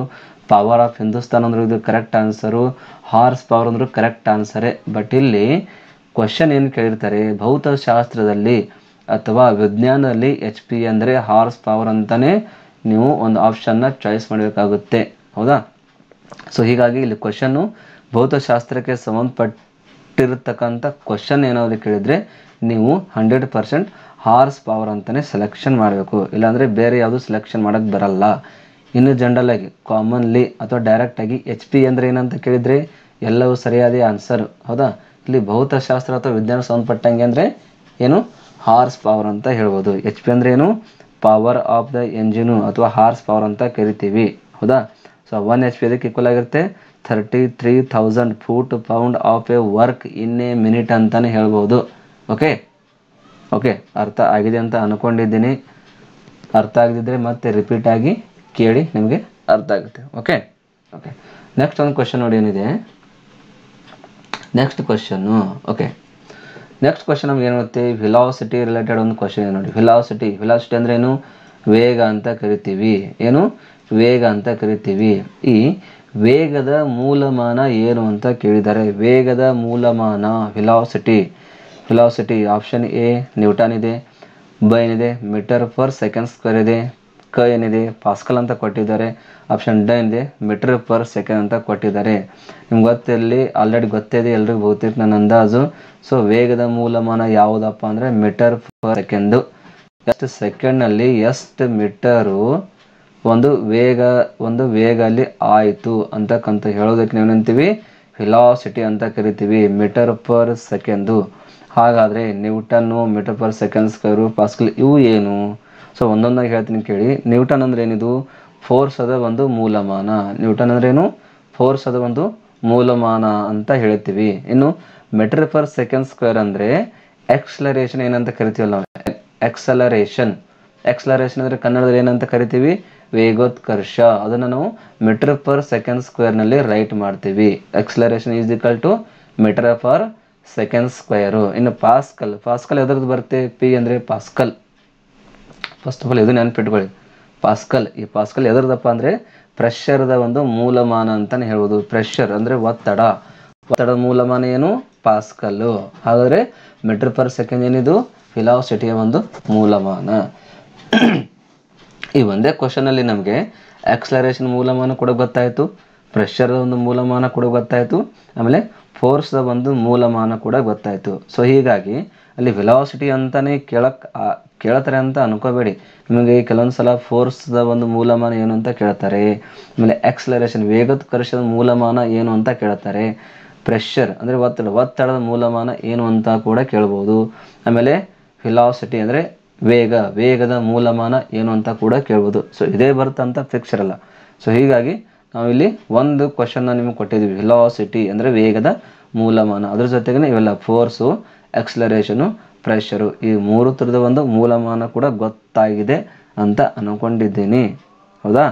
ಓಕೆ, ನೆಕ್ಸ್ಟ್ ಒಂದು ಕ್ವಶನ್ ನೋಡಿ. 10ನೇದು ಏನು ಹೇಳುತ್ತೆ ನಮಗೆ? ಭೂಕಂಪನದ ತೀವ್ರತೆಯ ಪರಿಮಾಣ ಅಳೆಯುವ ಸಾಧನ. ಕ್ವಶನ್ ನೋಡಿ ಏನಿದೆ ಮೊದಲು ಅರ್ಥ ಮಾಡ್ಕೊಳ್ಳಿ. ಭೂಕಂಪನದ ಅಂದರೆ ಅರ್ಥಕ್ವಿಕ್ ಇರುತ್ತಲ್ಲ, ಸೊ ಅದರ ಒಂದು ತೀವ್ರತೆಯ ಪರಿಮಾಣ ಅಳೆಯುವ ಸಾಧನ. ಅದೆಷ್ಟು ತೀವ್ರತೆ ಇರುತ್ತೆ, ಎಷ್ಟದು ಸ್ಕೇಲ್ನಲ್ಲಿ ಸಿಗುತ್ತೆ, ಸೊ ಆ ಒಂದು ಪರಿಮಾಣವನ್ನು ಅಳೆಯುತ್ತಲ್ಲ, ಸೊ ಆ ಒಂದು ಸಾಧನಕ್ಕೆ ಏನಂತ ಕರಿತೀವಿ? ಆ ಒಂದು ಸಾಧನಕ್ಕೆ ನಿಮಗೆ ಇಲ್ಲಿ ಕೊಟ್ಟಿರ್ತಕ್ಕಂಥ ಆಪ್ಷನ್ ನೋಡಿ, ಕ್ರಯೋಮೀಟರ್ ಇದೆ, ಪೈರೋಮೀಟರ್ ಇದೆ, ಟಾಲ್ಕೋಮೀಟರ್ ಇದೆ, ಆಮೇಲೆ ರಿಕ್ಟರ್ ಸ್ಕೇಲ್ ಅಂತ ಇದೆ. ಆಗಿದೆ ಅಂತ ಅನ್ಕೊಂಡಿದ್ದೀನಿ. ಈ ಒಂದು ಭೂಕಂಪನ ತೀವ್ರತೆಯನ್ನು ಅಳೆಯುವ ಸಲುವಾಗಿ ಏನು ಯೂಸ್ ಮಾಡ್ತಾರೆ ಅಂದರೆ ರಿಕ್ಟರ್ ಸ್ಕೇಲ್ ಅಂತ ಯೂಸ್ ಮಾಡ್ತಾರೆ. ಎಷ್ಟು ರಿಕ್ಟರ್ ಸ್ಕೇಲ್ನಲ್ಲಿ ಇವತ್ತು ಭೂಕಂಪ ಆಯಿತು, ಆ ಏರಿಯಾದಲ್ಲಿ ಭೂಕಂಪ ಆಯಿತು, ಇಷ್ಟು ರಿಕ್ಟರ್ ಸ್ಕೇಲ್ನಲ್ಲಿ ಆಯಿತು ಅಂತ ನೀವು ಪದೇ ಆ ಶಬ್ದಗಳನ್ನ ಕೇಳ್ತಾ ಇರ್ತೀರಲ್ವಾ. ಸೊ ಹೀಗಾಗಿ ಇಲ್ಲಿ ನೀವು ಆಪ್ಷನ್ ಕೊಟ್ಟಿರ್ತಾರೆ, ರಿಕ್ಟರ್ ಸ್ಕೇಲು, ರಿಕ್ಟರ್ ಅಥವಾ ರಿಕ್ಟರ್ ಅಂತ ಕರೀತಾರೆ. ಟಾಲ್ಕೋಮೀಟರ್ ಇದೆ, ಪೈರೋಮೀಟರ್ ಇದೆ, ಕ್ರಯೋಮೀಟರ್ ಇದೆ. ಸೊ ಪ್ರತಿಯೊಂದರ ಯೂಸ್ ಇದೆ. ಸೊ ಇಲ್ಲಿ ಭೂಕಂಪನದ ತೀವ್ರತೆಯ ಪರಿಮಾಣವನ್ನು ಅಳೆಯುವ ಸಾಧನ ಯಾವುದಪ್ಪ ಅಂದರೆ ರಿಕ್ಟರ್ ಸ್ಕೇಲು ಅಥವಾ ರಿಕ್ಟರ್ ಸ್ಕೇಲ್ ಅಂತ ಕರಿತೀವಿ. ಹಾಗಾದರೆ ಈ ಉಳಿದ ಕ್ರಯೋಮೀಟರು, ಪೈರೋಮೀಟರು, ಟಾಲ್ಕೋಮೀಟರು ಇದು ಕೂಡ ಯೂಸ್ ಇದೆ. ಇದು ಕೂಡ ಎಲ್ಲೆಲ್ಲಿ ಯೂಸ್ ಇದೆ ಅದನ್ನು ಕೂಡ ಹೇಳ್ತೀನಿ ಕೇಳಿ. ಕ್ರಯೋಮೀಟರ್ ಅಂದರೆ ಏನು? ಅತಿ ಕಡಿಮೆ ತಾಪ ಅಳೆಯುವ ಒಂದು ಸಾಧನ ಅಂತ ಕರಿತೀವಿ. ಕಡಿಮೆ ತಾಪ ಎಲ್ಲಿ ಟೆಂಪ್ರೇಚರ್ ಕಡಿಮೆ ಇರುತ್ತೆ, ಸೊ ಆ ಒಂದು ಏರಿಯಾದಲ್ಲಿ ಟೆಂಪ್ರೇಚರ್ ಮೆಜರ್ಮೆಂಟ್ ಮಾಡೋಕ್ಕೆ ಬರುತ್ತೆ. ಸೊ ಆ ಮೆಜರ್ಮೆಂಟ್ ಮಾಡೋಕ್ಕಾದರೆ ಕ್ರಯೋಮೀಟರ್ನ ಯೂಸ್ ಮಾಡ್ತಾರೆ. ಅಂದರೆ ಕಡಿಮೆ ತಾಪವನ್ನು ಅಳೆಯತಕ್ಕಂಥ ಒಂದು ಸಾಧನ ಅಂತ ಹೇಳ್ಬೋದು. ಇನ್ನು ಪೈರೋಮೀಟರ್ ಬರುತ್ತೆ. ಪೈರೋಮೀಟರ್ ಎಲ್ಲಿ ಯೂಸ್ ಮಾಡ್ತಾರೆ? ಸೌರ ವಿಕಿರಣ ಅಳೆಯುವ ಒಂದು ಸಾಧನ ಅಂತ ಹೇಳ್ಬೋದು. ಸೌರ ವಿಕಿರಣ ಅಳೆಯುವ ಒಂದು ಸಾಧನ ಅಂತಲೇ ಹೇಳ್ಬೋದು, ಸೌರ ವಿಕಿರಣ. ಓಕೆ, ಇನ್ನು 3ನೇದು ಟಾಲ್ಕೋಮೀಟರ್ ಇದೆ. ಟಾಲ್ಕೋಮೀಟರ್ ಎಲ್ಲಿ ಯೂಸ್ ಮಾಡ್ತಾರೆ ಅಂದರೆ ವಿಮಾನದ ವೇಗವನ್ನು ಕಂಡುಹಿಡಿಯಲು. ವಿಮಾನ ಎಷ್ಟು ಸ್ಪೀಡ್ನಲ್ಲಿ ಮೂವ್ಮೆಂಟ್ ಆಗ್ತಾ ಇದೆ, ವಿಮಾನದ ವೇಗ ಅಂದರೆ ಎಷ್ಟು ಈ 1 ಅವರ್ನಲ್ಲಿ ಈ ಒಂದು ವಿಮಾನ ಎಷ್ಟು ಕಿಲೋಮೀಟ್ರ್ ಒಂದು ಪಾಸ್ ಆಗಿ ಹೋಯಿತು, ಎಷ್ಟು ಕಿಲೋಮೀಟರ್ ಅದು ರನ್ ಆಯಿತು. ಹೌದಾ? ಎಷ್ಟು ಕಿಲೋಮೀಟರ್ ಹಾರಿ ಇಲ್ಲಿಂದ for example Bengaluru to Delhi ಏನಾದ್ರು ಹೋಗ್ತಾ ಇದ್ರೆ ಎಷ್ಟು ಒಂದು ಸ್ಪೀಡಾಗಿ ವಿಮಾನಲ್ಲಿ ಅದು ಅಲ್ಲಿಂದ ಅಲ್ಲಿ ಹೋಗುತ್ತೆ, ಎಷ್ಟು ಟೈಮ್ ಅದಕ್ಕೆ ಬೇಕಾಗುತ್ತೆ. ಸೊ ಅದನ್ನು ಮೆಜರ್ಮೆಂಟ್ ಮಾಡೋಕ್ಕಾದರೆ ವಿಮಾನದಲ್ಲಿ ಟಾಲ್ಕೋಮೀಟರ್ ಅಂತ ಕೂಡಿಸಿರ್ತಾರೆ. ಸೊ ಅದರ ಒಂದು ಸಹಾಯದಿಂದ ಒಂದು ವಿಮಾನದ ವೇಗವನ್ನು ಅಳೆಯೋಕ್ಕೆ ಬರುತ್ತೆ. ಸೊ ಈ ರೀತಿಯಾಗಿ ಭೂಕಂಪದ ತೀವ್ರತೆಯ ಪರಿಮಾಣವನ್ನು ಅಳೆಯುವ ಸಾಧನ ಯಾವುದಪ್ಪ ಅಂದರೆ ರಿಕ್ಟರ್ ಸ್ಕೇಲು ಅಥವಾ ರಿಕ್ಟರ್ ಸ್ಕೇಲ್ ಅಂತ ಕರಿತೀವಿ. ಅದನ್ನು ಅಲ್ಲಿ ಯೂಸ್ ಮಾಡ್ತಾರೆ. ಓಕೆ, ಸೊ ಈ ರೀತಿಯಾಗಿ ಈ ಒಂದು ಚಾಪ್ಟರ್ದಲ್ಲಿ ನಾವು ಸಿಕ್ಕಾಪಟ್ಟೆ ಕ್ವಶನ್ಸ್ಗಳನ್ನು ಅಭ್ಯಾಸ ಮಾಡಿದ್ವಿ ಅಂತ ಅಂದ್ಕೊಂಡಿದ್ದೀನಿ. ಹೌದಾ? ಸೊ ನೋಡಿ, ಪ್ರತಿಯೊಂದು ಈ ಚಾಪ್ಟರ್ ಸಂಬಂಧಪಟ್ಟಂಗೆ ಭೌತಶಾಸ್ತ್ರದ ಮೂಲಭೂತ ಪರಿಕಲ್ಪನೆ ಚಾಪ್ಟರ್ನಲ್ಲಿ ನಾವು ವೆಲಾಸಿಟಿ ನೋಡಿದ್ದೀವಿ, ಅಂದರೆ ವೇಗ, ಫೋರ್ಸು, ಪ್ರೆಷರು, ಆಕ್ಸಲರೇಷನು, ಇದ್ರ ಬಗ್ಗೆ ಕೂಡ ಸ್ಟಡಿ ಮಾಡಿದ್ದೀವಿ. ಆಮೇಲೆ ಎಚ್ ಪಿ ಅಂದರೆ ನೀವು ಹಾರ್ಸ್ ಪವರ್ ಅಂತ ಬರುತ್ತೆ. ಸೊ ಅದ್ರ ಬಗ್ಗೆನೂ ಕೂಡ ನಾವು ಸ್ಟಡಿ ಮಾಡಿದ್ದೀವಿ. ಇಲೆಕ್ಟ್ರಿಕಲ್ ಪೊಟೆನ್ಷಿಯಲ್ ಅಂದರೆ ಏನು, electrical intensity, resistance, specific charge, so ಎಲ್ಲ ಕೂಡ ನಮಗೆ ಸ್ಟಡಿ ಮಾಡೋಕ್ಕೆ ಸಿಗ್ತಾ ಇದೆ.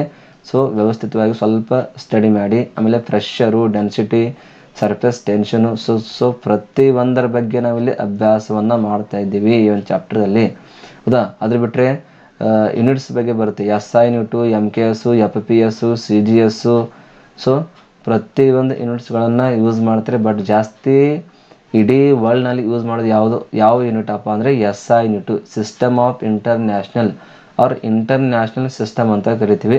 ಸೊ ಅದನ್ನಷ್ಟೇ ಇಡೀ ವರ್ಲ್ಡ್ನಲ್ಲಿ, ಇಡೀ ಜಗತ್ತಿನಲ್ಲಿ ಯೂಸ್ ಮಾಡತಕ್ಕಂಥ ಯೂನಿಟು.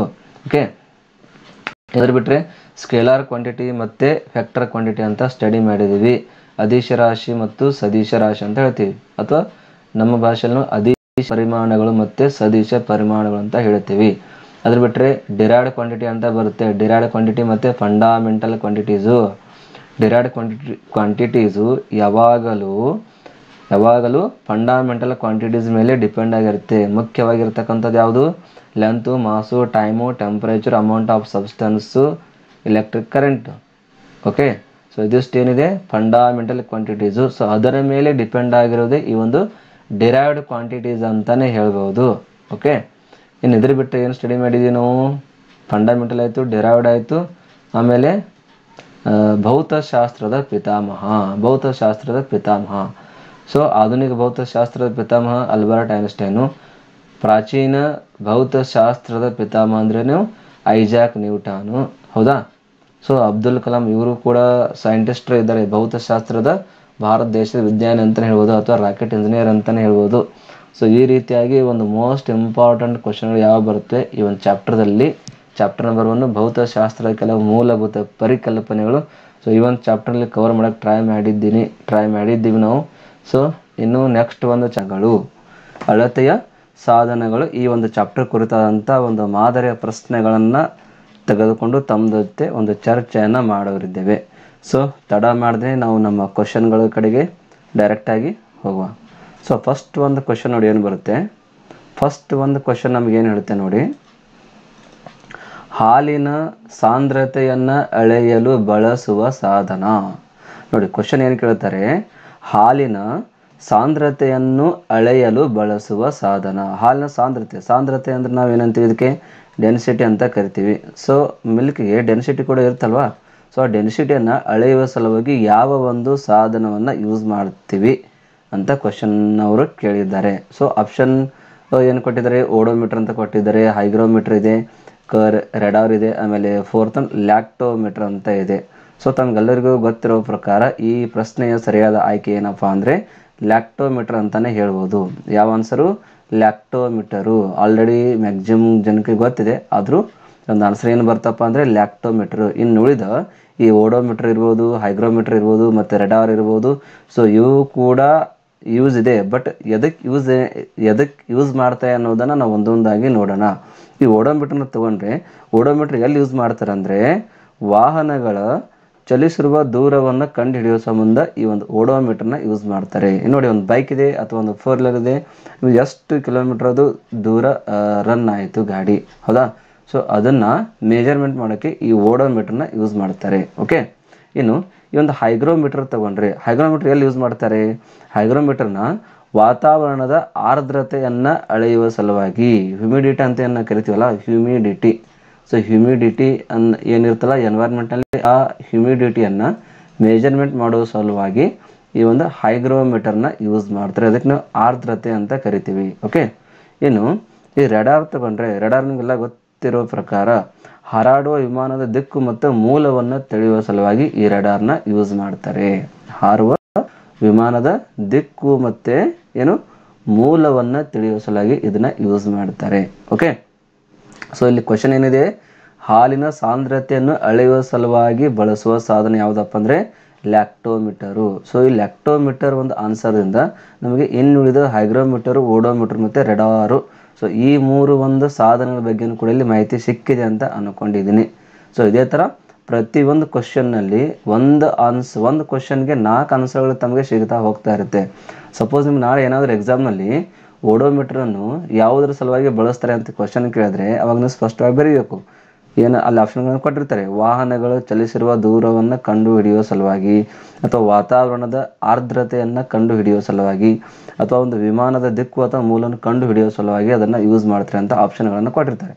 ಸೊ ನಾವು ಚಾಯ್ಸ್ ಯಾವ್ದು ಮಾಡಬೇಕಂದ್ರೆ ಕ್ವಶನ್ನು ಯಾವ ಥರ ಕೇಳಿರ್ತಾರೆ ಅದನ್ನು ಟೋಟಲಾಗಿ ನಾವಿಲ್ಲಿ ಚಾಯ್ಸ್ ಮಾಡಬೇಕಾಗುತ್ತೆ. ಹೌದಾ? ಓಕೆ, ನೆಕ್ಸ್ಟ್ ಕ್ವಶನ್ ಹೋಗುವ. ಓಕೆ, ನೆಕ್ಸ್ಟ್ ಕ್ವಶನ್ ನೋಡಿ. ಸಣ್ಣ ಪ್ರಮಾಣದ ವಿದ್ಯುತ್ ಅಳೆಯಲು ಬಳಸುವ ಸಾಧನ. ಸಣ್ಣ ಪ್ರಮಾಣದ ವಿದ್ಯುತ್.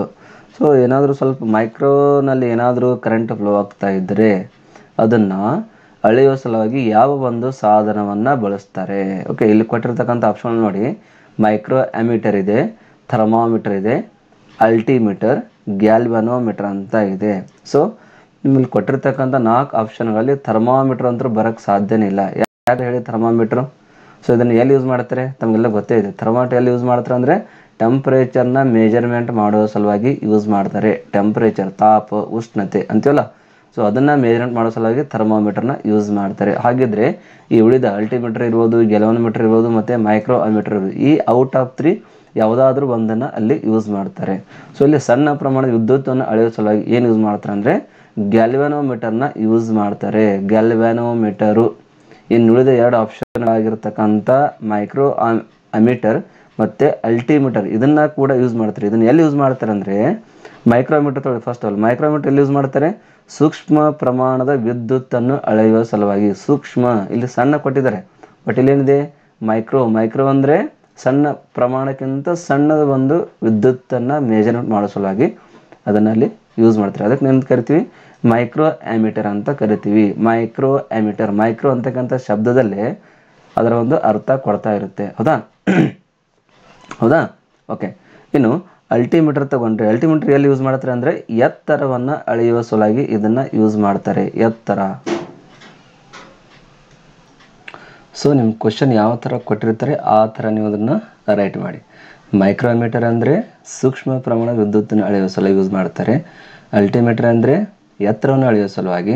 ಥರ್ಮಾಮೀಟರ್ ಅಂದರೆ ಟೆಂಪರೇಚರು. ಸಣ್ಣ ಪ್ರಮಾಣ ವಿದ್ಯುತ್ ಅಂದರೆ ಈ ಗ್ಯಾಲ್ವನೋಮೀಟರ್. ಇದು ಇದರ ಸರಿಯಾದ ಒಂದು ಆಯ್ಕೆ ಅಂತ ಹೇಳ್ಬೋದು. ಓಕೆ ಓಕೆ, ಇನ್ನು ನೆಕ್ಸ್ಟ್ ಒಂದು ಕ್ವಶನು. ಥರ್ಡ್ ಕ್ವಶನ್ ನೋಡಿ ಏನು ಹೇಳುತ್ತೆ. ನಿರ್ದಿಷ್ಟ ಪ್ರದೇಶದ ಮಳೆಯ ಪ್ರಮಾಣ ಅಳೆಯಲು. ನಿರ್ದಿಷ್ಟವಾದಂಥ ಒಂದು ಪ್ರದೇಶ ಇರುತ್ತೆ. ಸೊ ಆ ಪ್ರದೇಶದಲ್ಲಿ ಬಿದ್ದಿರ್ತಕ್ಕಂಥ ಮಳೆ ಎಷ್ಟು ಪ್ರಮಾಣ ಬಿದ್ದಿರುತ್ತೆ ಅದನ್ನು ಅಳೆಯೋ ಸಲುವಾಗಿ ಏನು ಯೂಸ್ ಮಾಡ್ತಾರೆ ಅಂತ ಒಂದು ಕ್ವಶನ್ನ ಕೇಳಿರ್ಬೋದು. ಆನ್ಸರ್ ನೋಡಿ ಏನು ಕೊಟ್ಟಿದ್ದಾರೆ. ಸ್ಪೀಡೋಮೀಟರ್ ಇದೆ, ಸ್ಪಿಗ್ಮೋ ಮ್ಯಾನೋಮೀಟರ್ ಇದೆ, ಅಡಿಯೋಮೀಟರ್ ಇದೆ ಮತ್ತು ರೇನ್ ಗೇಜ್ ಇದೆ. ನಿಮಗೆ ಗೊತ್ತಿರೋ ಪ್ರಕಾರ ಅಥವಾ ನಿಮಗೆ ಗೊತ್ತಿರೋ ಪ್ರಕಾರ ಇನ್ನು ಸಿಂಪಲ್ ಆಗಿ ನಿಮಗೆಲ್ಲ ಗೊತ್ತಿದೆ. ಸ್ಪಿಗ್ಮೋ ಮ್ಯಾನೋಮೀಟರ್ ಅಂತೂ ಆಗೋಕ್ಕೆ ಸಾಧ್ಯನೇ ಇಲ್ಲ. ಯಾಕಾಗಲ್ಲ ಹೇಳಿ? ಸ್ಪಿಗ್ಮೋ ಮ್ಯಾನೋಮೀಟರ್ನ ಎದಕ್ಕೆ ಯೂಸ್ ಮಾಡ್ತಾರೆ? ರಕ್ತದ ಒಂದು ಒತ್ತಡವನ್ನು ಅಳೆಯುವ ಸಲುವಾಗಿ ಡಾಕ್ಟರ್ಗಳು ಯೂಸ್ ಮಾಡ್ತಾರೆ. ಅದು ಡಾಕ್ಟರ್ ಹತ್ರ ಇರುತ್ತಲ್ಲ BP ಮಷಿನ್ ಅಂತ. ಸೊ ಈ BP ಮಷಿನ್ ಅಂದ್ರೇ ಸ್ಪಿಗ್ಮೋ ಮ್ಯಾನೋಮೀಟರು. ಸೊ ಅದರಿಂದ ಅವ್ರು ಏನು ಚೆಕ್ ಮಾಡ್ತಾರೆ ಅಂದರೆ ನಮ್ಮ ಬಾಡಿನಲ್ಲಿ ಎಷ್ಟು ಬ್ಲಡ್ ಪ್ರೆಷರ್ ಇದೆ, ನಮ್ಮ ಹಾರ್ಟ್ ಬೀಟ್ ಯಾವ ಥರ ಇರುತ್ತೆ ಅದನ್ನೆಲ್ಲ ಚೆಕ್ ಮಾಡೋದು ಈ ಒಂದು ಸ್ಪಿಗ್ಮೋ ಮ್ಯಾನೋಮೀಟರ್ ಮುಖಾಂತರ. ಸೊ ಹೀಗಾಗಿ ಆಪ್ಷನ್ ಬ ಅಂತೂ ಆಗಲ್ಲ. ಹೌದಾ? ಇನ್ನು ಸ್ಪೀಡೋಮೀಟರ್ ಅಂತ ಕೊಟ್ಟಿದ್ದಾರೆ. ಸ್ಪೀಡೋಮೀಟರ್ ಎದಕ್ಕೆ ಯೂಸ್ ಮಾಡ್ತಾರೆ? ವಾಹನಗಳ ಒಂದು ಚಲಿಸುವ ವೇಗ ಎಷ್ಟಿರುತ್ತೆ. ಈಗ ನೋಡಿ, ನೀವು ಕಾರಲ್ಲಿ ಹೊಂಟಿರ್ತೀರ, ಕಾರು ಸ್ಪೀಡಾಗಿರುತ್ತೆ 40, 50, 60, 80, 100, 120. ಸೊ ಅದನ್ನು ಮೆಜರ್ಮೆಂಟ್ ಮಾಡೋದೇ ಈ ಒಂದು ಸ್ಪೀಡೋಮೀಟರು. ಸೊ ಹೀಗಾಗಿ ಆಪ್ಷನ್ ಎ ಅಂತೂ ಆಗಲ್ಲ. ಇನ್ನು ಆಡಿಯೋಮೀಟರ್ ಅಂತ ಕೊಟ್ಟಿದ್ದಾರೆ. ಆಡಿಯೋಮೀಟರ್ ಎಲ್ಲಿ ಯೂಸ್ ಮಾಡ್ತಾರೆ? ಒಂದು ಆಡಿಯೋಮೀಟರ್ ಆಡಿಯೋ ಅಂದರೆ ಏನು? ಶಬ್ದ ಅಥವಾ ಒಂದು ಸೌಂಡ್ ಇರುತ್ತಲ್ಲ. ಸೊ ಆ ಒಂದು ಶಬ್ದದ ತೀವ್ರತೆಯನ್ನು ಅಳೆಯೋ ಸಲುವಾಗಿ ಈ ಒಂದು ಆಡಿಯೋಮೀಟರ್ನ ಯೂಸ್ ಮಾಡ್ತಾರೆ. ಹಾಗಾದರೆ ಆಪ್ಷನ್ ಅ ಸ್ಪೀಡೋಮೀಟರ್ ಆಗಲ್ಲ, ಸ್ಪಿಗ್ಮೋ ಮ್ಯಾನೋಮೀಟರ್ ಕೂಡ ಆಗಲ್ಲ, ಆಡಿಯೋಮೀಟರ್ ಕೂಡ ಆಗಲ್ಲ. ಹಾಗಾದರೆ ಆಪ್ಷನ್ ಡ ಕೊಟ್ಟಿದ್ದಾರೆ ರೇನ್ ಗೇಜ್ ಅಂತ ಕೊಟ್ಟಿದ್ದಾರೆ. ಸೊ ಈ ರೇನ್ ಗೇಜ್ ಅಂದ್ರೇ ಎದಕ್ಕೆ ಯೂಸ್ ಮಾಡ್ತಾರೆ? ಒಂದು ನಿರ್ದಿಷ್ಟವಾದ ಪ್ರದೇಶದಲ್ಲಿ ಆಗಿರ್ತಕ್ಕಂಥ ಮಳೆಯ ಪ್ರಮಾಣವನ್ನು ಅಳೆಯುವ ಸಲುವಾಗಿ ಈ ಒಂದು ರೇನ್ ಗೇಜ್ ಅಂತಕ್ಕಂಥ ಒಂದು ಇನ್ಸ್ಟ್ರೂಮೆಂಟ್ ಸಿಗುತ್ತೆ, ಒಂದು ಸಾಧನ ಸಿಗುತ್ತೆ. ಆ ಒಂದು ಇನ್ಸ್ಟ್ರೂಮೆಂಟ್ನ ಯೂಸ್ ಮಾಡಿ ಏನು ಮಾಡ್ತಾರೆ, ಆ ಪ್ರದೇಶದ ಮಳೆಯ ಪ್ರಮಾಣ ಎಷ್ಟು ಇದೆ ಅಂತಕ್ಕಂಥದ್ದನ್ನು ಒಂದು ಮೆಜರ್ಮೆಂಟ್ನ ಮಾಡ್ತಾರೆ. ಓಕೆ ಓಕೆ ಮತ್ತೆ ರಿಪೀಟಾಗಿ ಹೇಳ್ತೀನಿ ಕೇಳಿ. ನಿರ್ದಿಷ್ಟ ಪ್ರದೇಶದ ಮಳೆಯ ಪ್ರಮಾಣ ಅಳೆಯುವ ಸಲುವಾಗಿ ರೇನ್ ಗೇಜ್ನ ಯೂಸ್ ಮಾಡ್ತಾರೆ. ಇಲ್ಲಿ ಕೊಟ್ಟಿರ್ತಕ್ಕಂಥ ಆಪ್ಷನ್ಗಳಾದ ಸ್ಪೀಡೋಮೀಟರ್ ಇರೋ, ಸ್ಪಿಗ್ಮೋ ಮ್ಯಾನೋಮೀಟರ್ ಮತ್ತು ಅಡಿಯೋಮೀಟರ್ ಇದು ಯಾವುದನ್ನು ಯೂಸ್ ಮಾಡಲ್ಲ. ಸ್ಪೀಡೋಮೀಟರ್ ಅಂದರೆ ನಮ್ಮ ವೆಹಿಕಲು ಎಷ್ಟು ಸ್ಪೀಡಾಗಿ ಓಡುತ್ತೆ ಅಂತಕ್ಕಂಥ ಮೆಜರ್ಮೆಂಟ್ ಮಾಡೋದೇ ಈ ಒಂದು ಸ್ಪೀಡೋಮೀಟರು. ಸ್ಪಿಗ್ಮಾ ಮ್ಯಾನೋಮೀಟರ್ ತೊಗೊಂಡ್ರೆ ಏನು BP ಚೆಕಪ್ ಮಾಡ್ತಾರಲ್ಲ ಡಾಕ್ಟರ್ ಹತ್ರ ಇರುತ್ತಲ್ವ, ಸೊ ಅದಕ್ಕೆ ಸ್ಪಿಗ್ಮೋ ಮ್ಯಾನೋಮೀಟರ್ ಅಂತ ಕರೀತಾರೆ. ಇನ್ನು ಅಡಿಯೋಮೀಟರ್ ಅಂದರೆ ಶಬ್ದದ ಒಂದು ತೀವ್ರತೆಯನ್ನು ಅಳೆಯೋ ಸಲುವಾಗಿ ಯೂಸ್ ಮಾಡ್ತಕ್ಕಂಥ ಒಂದು ಮೀಟರ್ ಅಂತಲೇ ಹೇಳ್ಬೋದು. ಕೊನೆಯದಾಗಿ ಆಪ್ಷನ್ ರೇನ್ ಗೇಜ್, ಇದು ಇದರ ಒಂದು ಸರಿಯಾದ ಆನ್ಸರ್.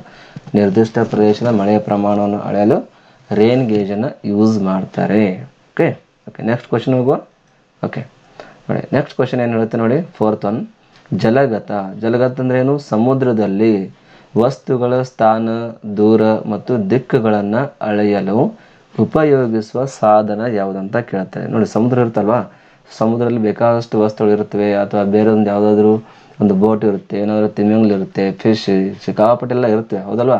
ಸೊ ಅದರ ಒಂದು ಸ್ಥಾನ ಇರ್ಬೋದು, ಅಥವಾ ಒಂದು ದೂರ ಎಷ್ಟು ದೂರ ಇದೆ ಅಂತ ತಿಳ್ಕೊಬೋದು, ಅಥವಾ ಸದ್ಯಕ್ಕೆ ನಮ್ಮದು ನಮ್ಮ ಶಿಪ್ಪು ಯಾವ ಒಂದು ದಿಕ್ಕಿನಲ್ಲಿ ಮುಂದೆ ಸಾಗ್ತಾ ಇದೆ ಅನ್ನೋದನ್ನು ಅಳೆಯುವ ಸಲುವಾಗಿ ಯಾವ ಒಂದು ಉಪಕರಣವನ್ನು ಅಥವಾ ಸಾಧನವನ್ನು ಯೂಸ್ ಮಾಡ್ತಾರೆ ಅಂತ ಕೇಳ್ತಾರೆ.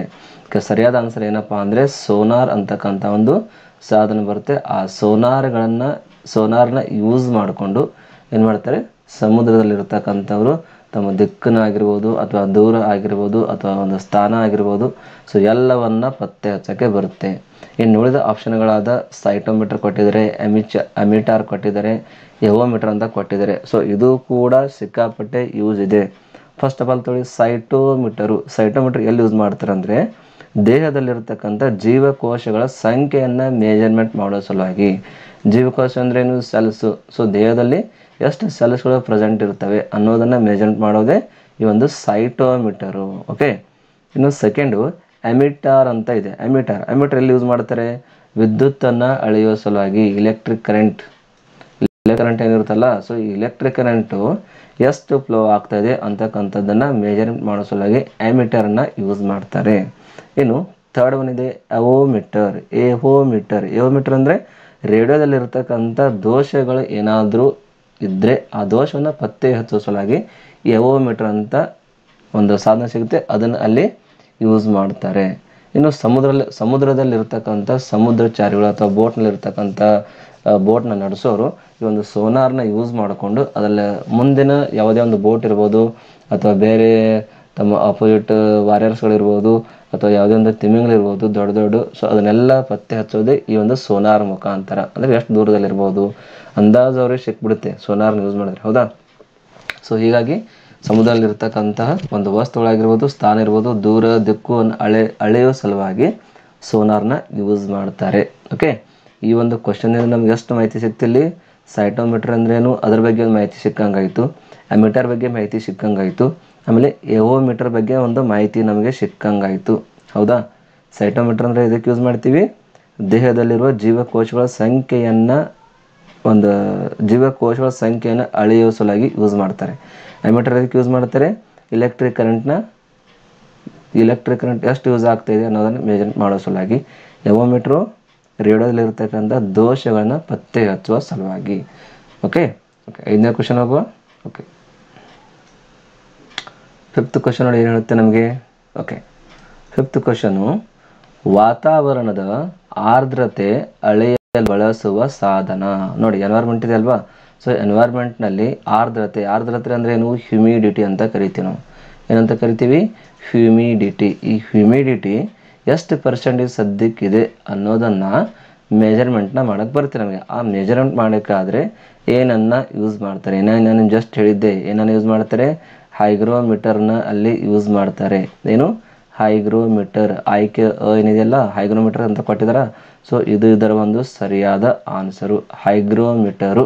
ಇದನ್ನು ಆರ್ದ್ರತೆಯನ್ನು ಅಳೆಯುವ ಸಲುವಾಗಿ ಬಳಸ್ತಕ್ಕಂಥ ಒಂದು ಸಾಧನ.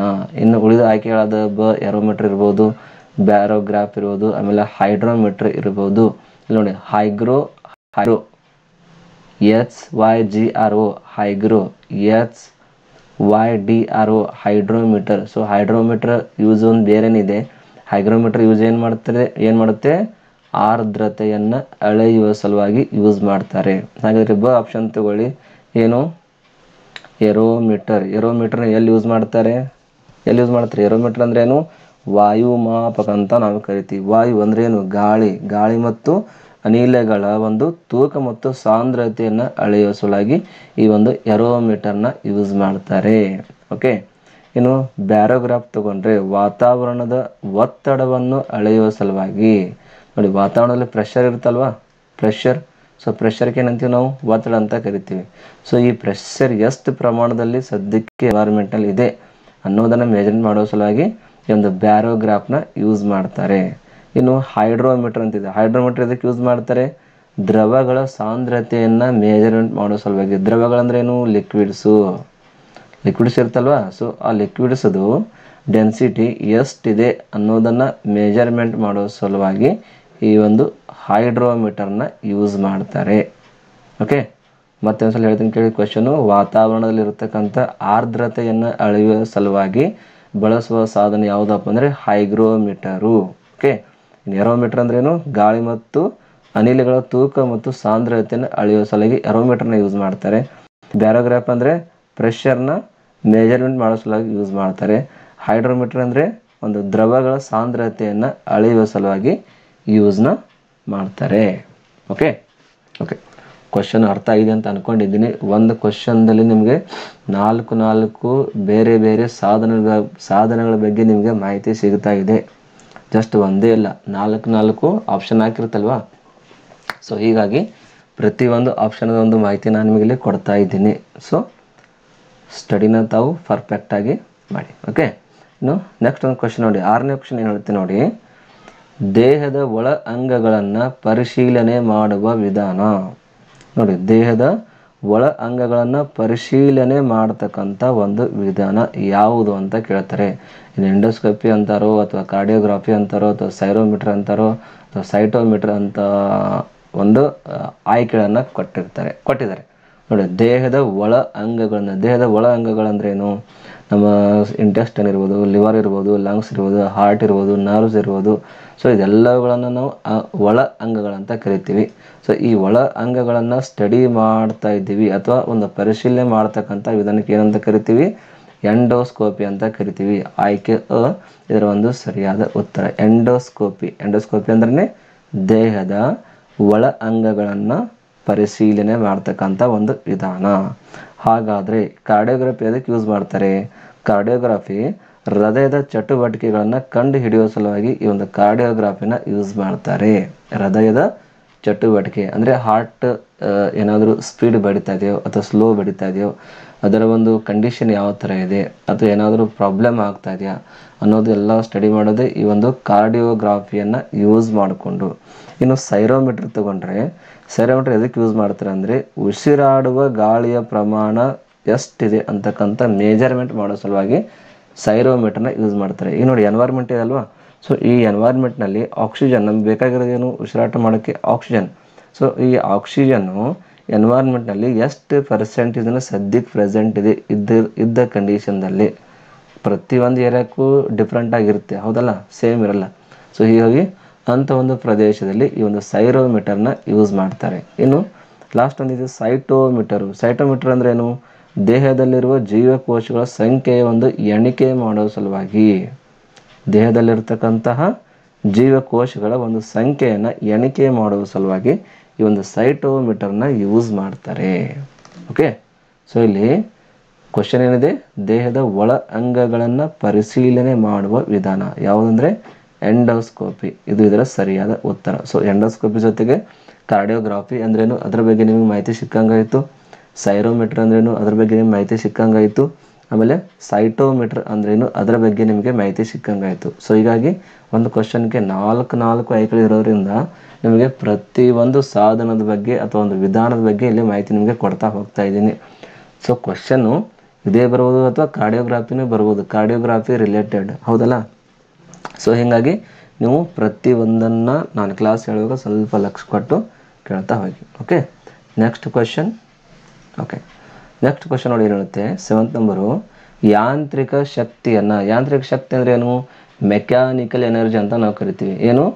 Mechanical energy. ಸೊ ಈ ಮೆಕ್ಯಾನಿಕಲ್ ಎನರ್ಜಿಯನ್ನು ವಿದ್ಯುತ್ ಶಕ್ತಿಯಾಗಿ ಪರಿವರ್ತಿಸಲು ಬಳಸುವ ಸಾಧನ ಯಾವುದು? ನೋಡಿ, ಮೆಕ್ಯಾನಿಕಲ್ ಎನರ್ಜಿ ಇಂಟು ಇಲೆಕ್ಟ್ರಿಕಲ್ ಎನರ್ಜಿನಲ್ಲಿ ಕನ್ವರ್ಷನ್ ಮಾಡೋಕ್ಕೆ ಬರುತ್ತೆ. ಸೊ ನೀವು ಯಾವ ಥರ ಅಲ್ಲಿ ಕನ್ವರ್ಷನ್ ಮಾಡ್ತೀರಾ ಅಂತ ಕೇಳಿದ್ರೆ, ಏನು ಕೋಶಗಳನ್ನು ಯೂಸ್ ಮಾಡ್ತೀರಾ ಅಥವಾ ಪರಿವರ್ತಗಳನ್ನು ಏನಾದರೂ ಯೂಸ್ ಮಾಡ್ತೀರಾ, ಡೈನಾಮೀಟರ್ನ ಯೂಸ್ ಮಾಡ್ತೀರಾ ಅಥವಾ ಒಂದು ವಿದ್ಯುತ್ ಮೋಟಾರ್ನ ನೀವೇನಾದರೂ ಯೂಸ್ ಮಾಡ್ತೀರಾ ಅಂತಕ್ಕಂಥ ಒಂದು ಕ್ವಶನ್ ಇಲ್ಲಿ ಕೇಳಿದ್ದಾರೆ. ಹೌದಾ? ನಿಮ್ಗೆ ಗೊತ್ತಿರಲಿ, mechanical energy into electrical energy convert ಮಾಡಬೇಕಾದ್ರೆ ನಾವು ಡೈನಾಮೀಟರ್ನ ಯೂಸ್ ಮಾಡ್ತೀರಿ, ಡೈನಾಮೋ ಅಥವಾ ಡೈನಾಮೀಟರ್ನ ಯೂಸ್ ಮಾಡ್ತೀರಿ. ಹೌದಾ? ಎಲ್ರಿಗೂ ಗೊತ್ತಿರೋ ವಿಷಯ, ಆದರೂ ನಿಮ್ಗೆ ಕ್ವಶನ್ ಬಂದಿದೆ ಅಂತ ಮತ್ತೆ ರಿಪೀಟ್ ಆಗಿ ಹೇಳ್ತಾ ಇದ್ದೀನಿ. ಮೆಕ್ಯಾನಿಕಲ್ ಎನರ್ಜಿಯನ್ನು ಇಲೆಕ್ಟ್ರಿಕಲ್ ಎನರ್ಜಿ ಕನ್ವರ್ಟ್ ಮಾಡೋ ಸಲುವಾಗಿ ಡೈನಾಮೀಟರ್ನ ಯೂಸ್ ಮಾಡ್ತಾರೆ. ಹಾಗಿದ್ರೆ ಇಲ್ಲಿ ಕೊಟ್ಟಿರ್ತಕ್ಕಂಥ ಕೋಶಗಳನ್ನು ಎದಕ್ಕೆ ಯೂಸ್ ಮಾಡ್ತಾರೆ, ಪರಿವರ್ತಗಳನ್ನು ಎದಕ್ಕೆ ಯೂಸ್ ಮಾಡ್ತಾರೆ, ಆಮೇಲೆ ವಿದ್ಯುತ್ ಮೋಟಾರ್ನ ಎದಕ್ಕೆ ಯೂಸ್ ಮಾಡ್ತಾರೆ, ಇದ್ರ ಬಗ್ಗೆನೂ ಕೂಡ ನಿಮಗೆ ಮಾಹಿತಿ ಇದೆ. ಕೋಶ ಅಂದ್ರೆ ಏನು? ಸೆಲ್ಸ್ ಇರುತ್ತಲ್ವ.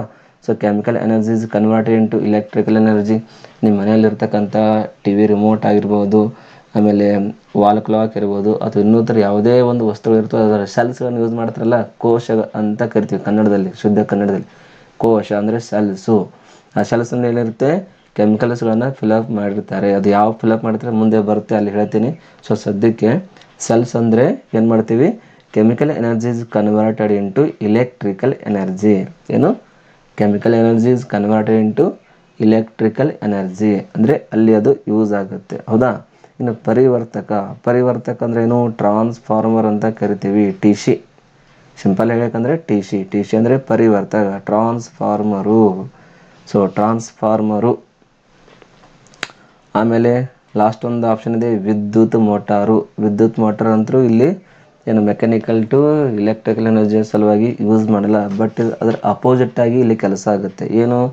Electrical energy is converted into, ಇದರಲ್ಲಿ ಮೆಕ್ಯಾನಿಕಲ್ ಎನರ್ಜಿನಲ್ಲಿ ಇದು ಕನ್ವರ್ಟ್ ಆಗುತ್ತೆ. E ಟು ME, ಅಂದರೆ electrical energy into mechanical energy, ಅದಕ್ಕೆ ವಿದ್ಯುತ್ ಮೋಟಾರ್ ಅಂತ ಕರಿತೀವಿ. ಸೊ ಹೀಗಾಗಿ 7ನೇ ಪ್ರಶ್ನೆ ಏನಿದೆ? ಮೆಕ್ಯಾನಿಕಲ್ ಅಂದರೆ ಯಾಂತ್ರಿಕ ಶಕ್ತಿಯನ್ನು ವಿದ್ಯುತ್ ಶಕ್ತಿಯಾಗಿ ಪರಿವರ್ತಿಸಲು ಬಳಸುವ ಸಾಧನ ಡೈನಾಮೋ. ಮೆಕ್ಯಾನಿಕಲ್ ಟು ಇಲೆಕ್ಟ್ರಿಕಲ್ ಬೇಕಾದರೆ ಡೈನಾಮೋ ಯೂಸ್ ಮಾಡ್ತೀವಿ. ಅದೇ ರಿಟರ್ನ್ ಆಗಿ ಇಲೆಕ್ಟ್ರಿಕಲ್ ಟು ಮೆಕ್ಯಾನಿಕಲ್ ಎನರ್ಜಿ ಏನಾದ್ರು ಬೇಕಾಗಿದ್ದರೆ ವಿದ್ಯುತ್ ಮೋಟಾರ್ಗಳನ್ನು ಯೂಸ್ ಮಾಡ್ತೀವಿ. ಇದೇ ಒಂದು ಸಿಂಪಲ್ ಫಂಡ ಇದೆ ಅಷ್ಟೇ, ಇದು ಬಿಟ್ಟರೆ ಬೇರೆ ಏನೂ ಇಲ್ಲ ಇಲ್ಲಿ. ಓಕೆ, ಯಾಂತ್ರಿಕ ಅಂದರೆ ಮೆಕ್ಯಾನಿಕಲು, ವಿದ್ಯುತ್ ಶಕ್ತಿ ಅಂದರೆ electrical energy, mechanical energy to electrical energy. So mechanical energy to electrical energy to mechanical ಎನರ್ಜಿಯನ್ನು ಕನ್ವರ್ಟ್ ಮಾಡೋ ಸಲುವಾಗಿ ಒಂದು ಡೈನಾಮೀಟರ್ ಯೂಸ್ ಮಾಡ್ತಾರೆ, ಇನ್ನೊಂದು ವಿದ್ಯುತ್ ಮೋಟಾರು, ಒಂದಕ್ಕೊಂದು ಅಪೋಸಿಟ್ ಇರುತ್ತೆ. ಮೆಕ್ಯಾನಿಕಲ್ ಟು ಬಂದರೆ ಡೈನಾಮೀಟರ್ ಯೂಸ್ ಮಾಡಬೇಕು, ಇಲೆಕ್ಟ್ರಿಕಲ್ ಟು ಮೆಕ್ಯಾನಿಕಲ್ ಅಂದರೆ ವಿದ್ಯುತ್ ಮೋಟಾರ್ನ ಯೂಸ್ ಮಾಡಬೇಕು ಅಷ್ಟೇ. ಓಕೆ, ಸಿಂಪಲ್ ಫಂಡ ಇದೆ. ಇನ್ನು ನೆಕ್ಸ್ಟ್ ಒಂದು ಕ್ವಶನ್. ನೆಕ್ಸ್ಟ್ ನೋಡಿ, ರಾಸಾಯನಿಕ ಕ್ರಿಯೆಯಲ್ಲಿ ಒಳಗೊಂಡ ಉಷ್ಣತೆಯ ಅಥವಾ ಶಾಖದ ಪ್ರಮಾಣವನ್ನು ಅಳೆಯಲು ಬಳಸುವ ಸಾಧನ. ನೋಡಿ, ಒಂದು ಕೆಮಿಕಲ್ ರಿಯಾಕ್ಷನ್ ಇದೆ, ಆ ಕೆಮಿಕಲ್ ರಿಯಾಕ್ಷನಲ್ಲಿ ಇಂಟರ್ನಲ್ ಹೀಟ್ ಏನಾದರೂ ಇರುತ್ತಲ್ವಾ. ಸೊ ಆ ಇಂಟರ್ನಲ್ ಹೀಟು ಎಷ್ಟು ಪ್ರಮಾಣದಲ್ಲಿ ಅಲ್ಲಿ ಯೂಸ್ ಆಗ್ತಾಯಿದೆ ಅಥವಾ ಬಿಡುಗಡೆ ಆಗ್ತಾಯಿದೆ ಅದನ್ನು ಅಳೆಯೋ ಸಲುವಾಗಿ ಯಾವ ಒಂದು ಸಾಧನವನ್ನು ಯೂಸ್ ಮಾಡ್ತಾರೆ ಅಂತಕ್ಕಂಥ ಕ್ವಶನ್ ಇಲ್ಲಿ ಕೇಳಿದ್ದಾರೆ. ಕ್ವಶನ್ ಅರ್ಥ ಆಯ್ತಾ?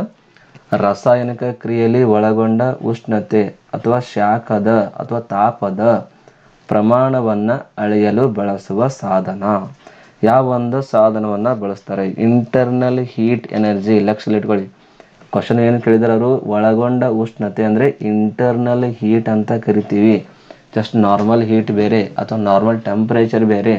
ಇಲ್ಲಿ ಕೇಳಿರೋದು internal temperature or internal heat ಅಂತ ಕರಿತೀವಿ. ಸೊ ಹಾಗಿದ್ರೆ ಈ ಕ್ವಶನ್ ಸರಿಯಾದ ಆನ್ಸರ್ ಏನಪ್ಪ ಅಂದರೆ ಆಯ್ಕೆಗಳು ನೋಡಿಲ್ಲ. ಥರ್ಮಾಮೀಟರ್ ಕೊಟ್ಟಿರ್ತಾರೆ, ಬೋರೋಮೀಟರ್ ಇದೆ, ಫಿಸ್ಕೋಮೀಟರ್ ಇದೆ, ಕ್ಯಾಲೋರಿಮೀಟರ್ ಇದೆ. ಈ ಕೊಟ್ಟಿರ್ತಕ್ಕಂಥ ಆಯ್ಕೆಗಳಲ್ಲಿ ಸರಿಯಾದ ಆನ್ಸರ್ ಏನಪ್ಪ ಅಂದರೆ ಕ್ಯಾಲೋರಿಮೀಟರ್ ಅಂತ ಹೇಳ್ಬೋದು. ಕ್ಯಾಲೋರಿಮೀಟರು. ಸೊ ಈ ಕ್ಯಾಲೋರಿಮೀಟರ್ನ ಏನು ಯೂಸ್ ಮಾಡ್ತಾರೆ? ರಾಸಾಯನಿಕ ಕ್ರಿಯೆಯಲ್ಲಿ ಒಳಗೊಂಡಿರ್ತಕ್ಕಂಥ ಉಷ್ಣತೆಯ ಪ್ರಮಾಣವನ್ನು ಅಳೆಯಲು ಬಳಸುವ ಸಾಧನ ಕ್ಯಾಲೋರಿಮೀಟರು. ಹಾಗಾದರೆ ಥರ್ಮೋಮೀಟರ್ ಎದಕ್ಕೆ ಯೂಸ್ ಮಾಡ್ತಾರೆ? ಥರ್ಮೋಮೀಟರ್ ಎದಕ್ಕೆ ಯೂಸ್ ಮಾಡ್ತಾರೆ?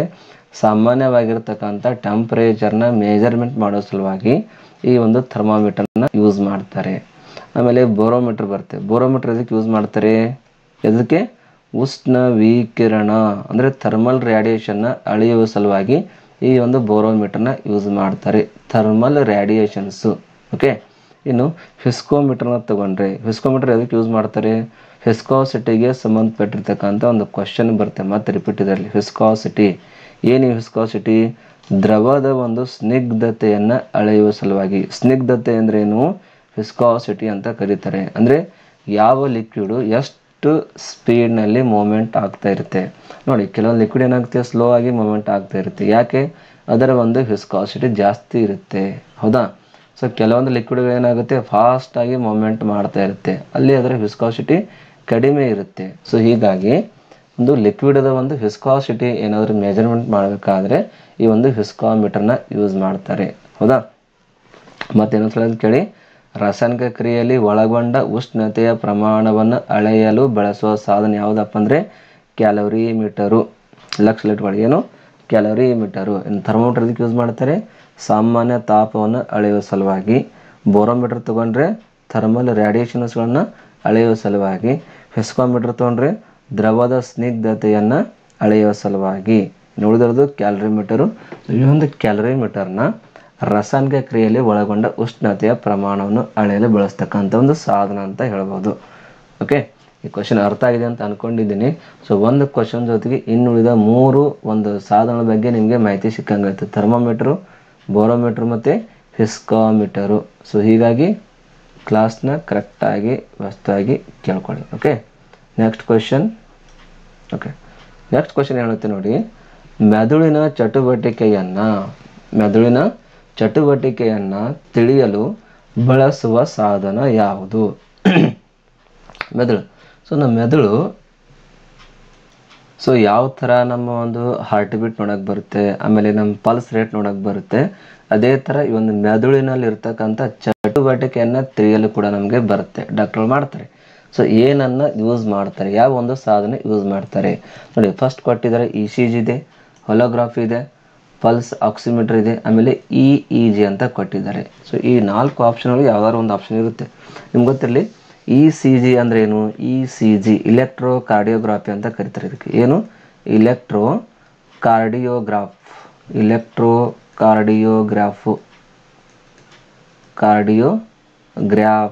ಸೊ ಈ ಇಲೆಕ್ಟ್ರೋ ಕಾರ್ಡಿಯೋಗ್ರಾಫ್ನ ಎದಕ್ಕೆ ಯೂಸ್ ಮಾಡ್ತಾರೆ ಅಂದರೆ ಹೃದಯದ ಬಡಿತದ ಒಂದು ನಕ್ಷೆ ರೂಪದ ಚಿತ್ರ ಏನು ಕೊಡುತ್ತಲ್ಲ ಆ ಮಿಷಿನು, ಸೊ ಅದಕ್ಕೆ ಇದನ್ನು ಯೂಸ್ ಮಾಡ್ತಾರೆ. ECG ಅಂದರೆ ಇದೊಂದು ಟೆಕ್ನಿಕ್ ಇದೆ, ಒಂದು ಸಾಧನೆ ಇದೆ. ಏನು ಯೂಸ್ ಮಾಡ್ತಾರೆ?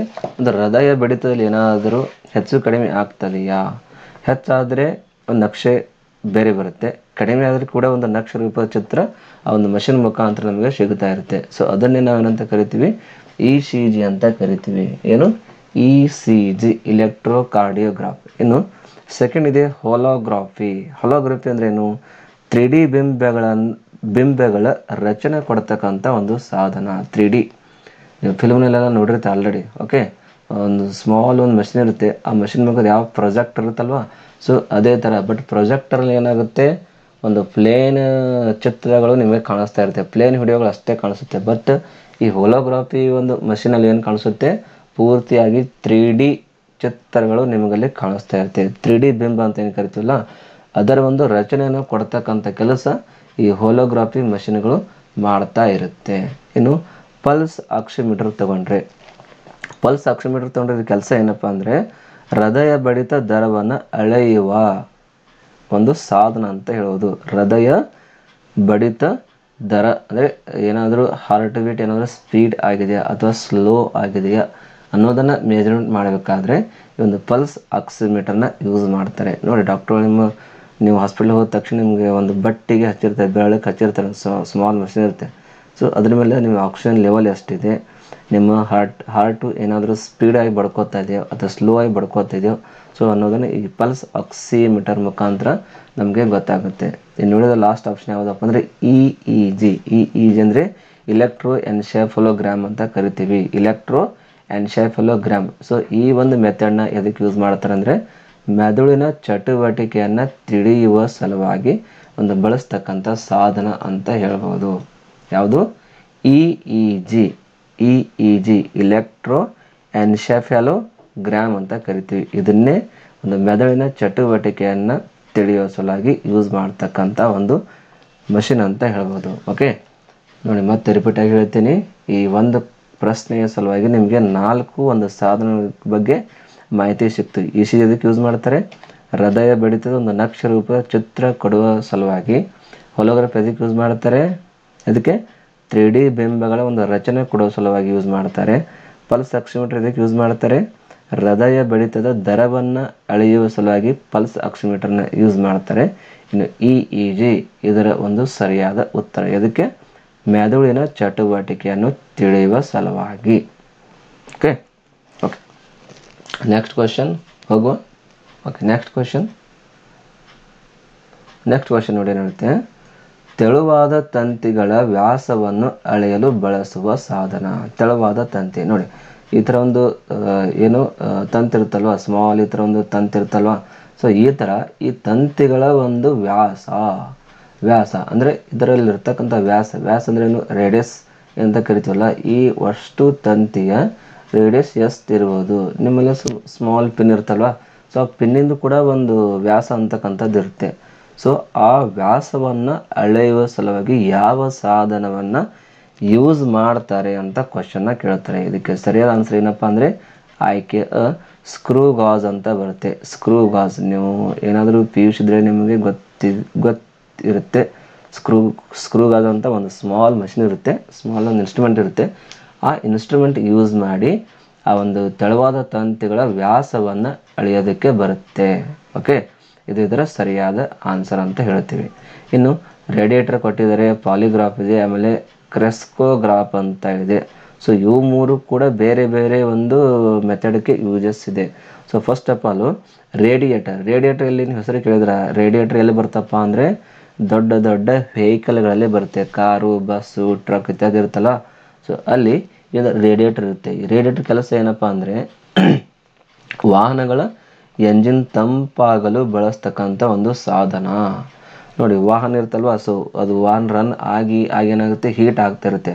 ಆ ಹೀಟ್ನ ಕಡಿಮೆ ಮಾಡುವ ಸಲುವಾಗಿ ಅಥವಾ ತಂಪು ಮಾಡುವ ಸಲುವಾಗಿ ಈ ರೇಡಿಯೇಟರ್ಗಳನ್ನು ವಾಹನಗಳಲ್ಲಿ ಯೂಸ್ ಮಾಡ್ತಾರೆ. ಇನ್ನು ಪಾಲಿಗ್ರಾಫ್ ಎದಕ್ಕೆ ಯೂಸ್ ಮಾಡ್ತಾರೆ?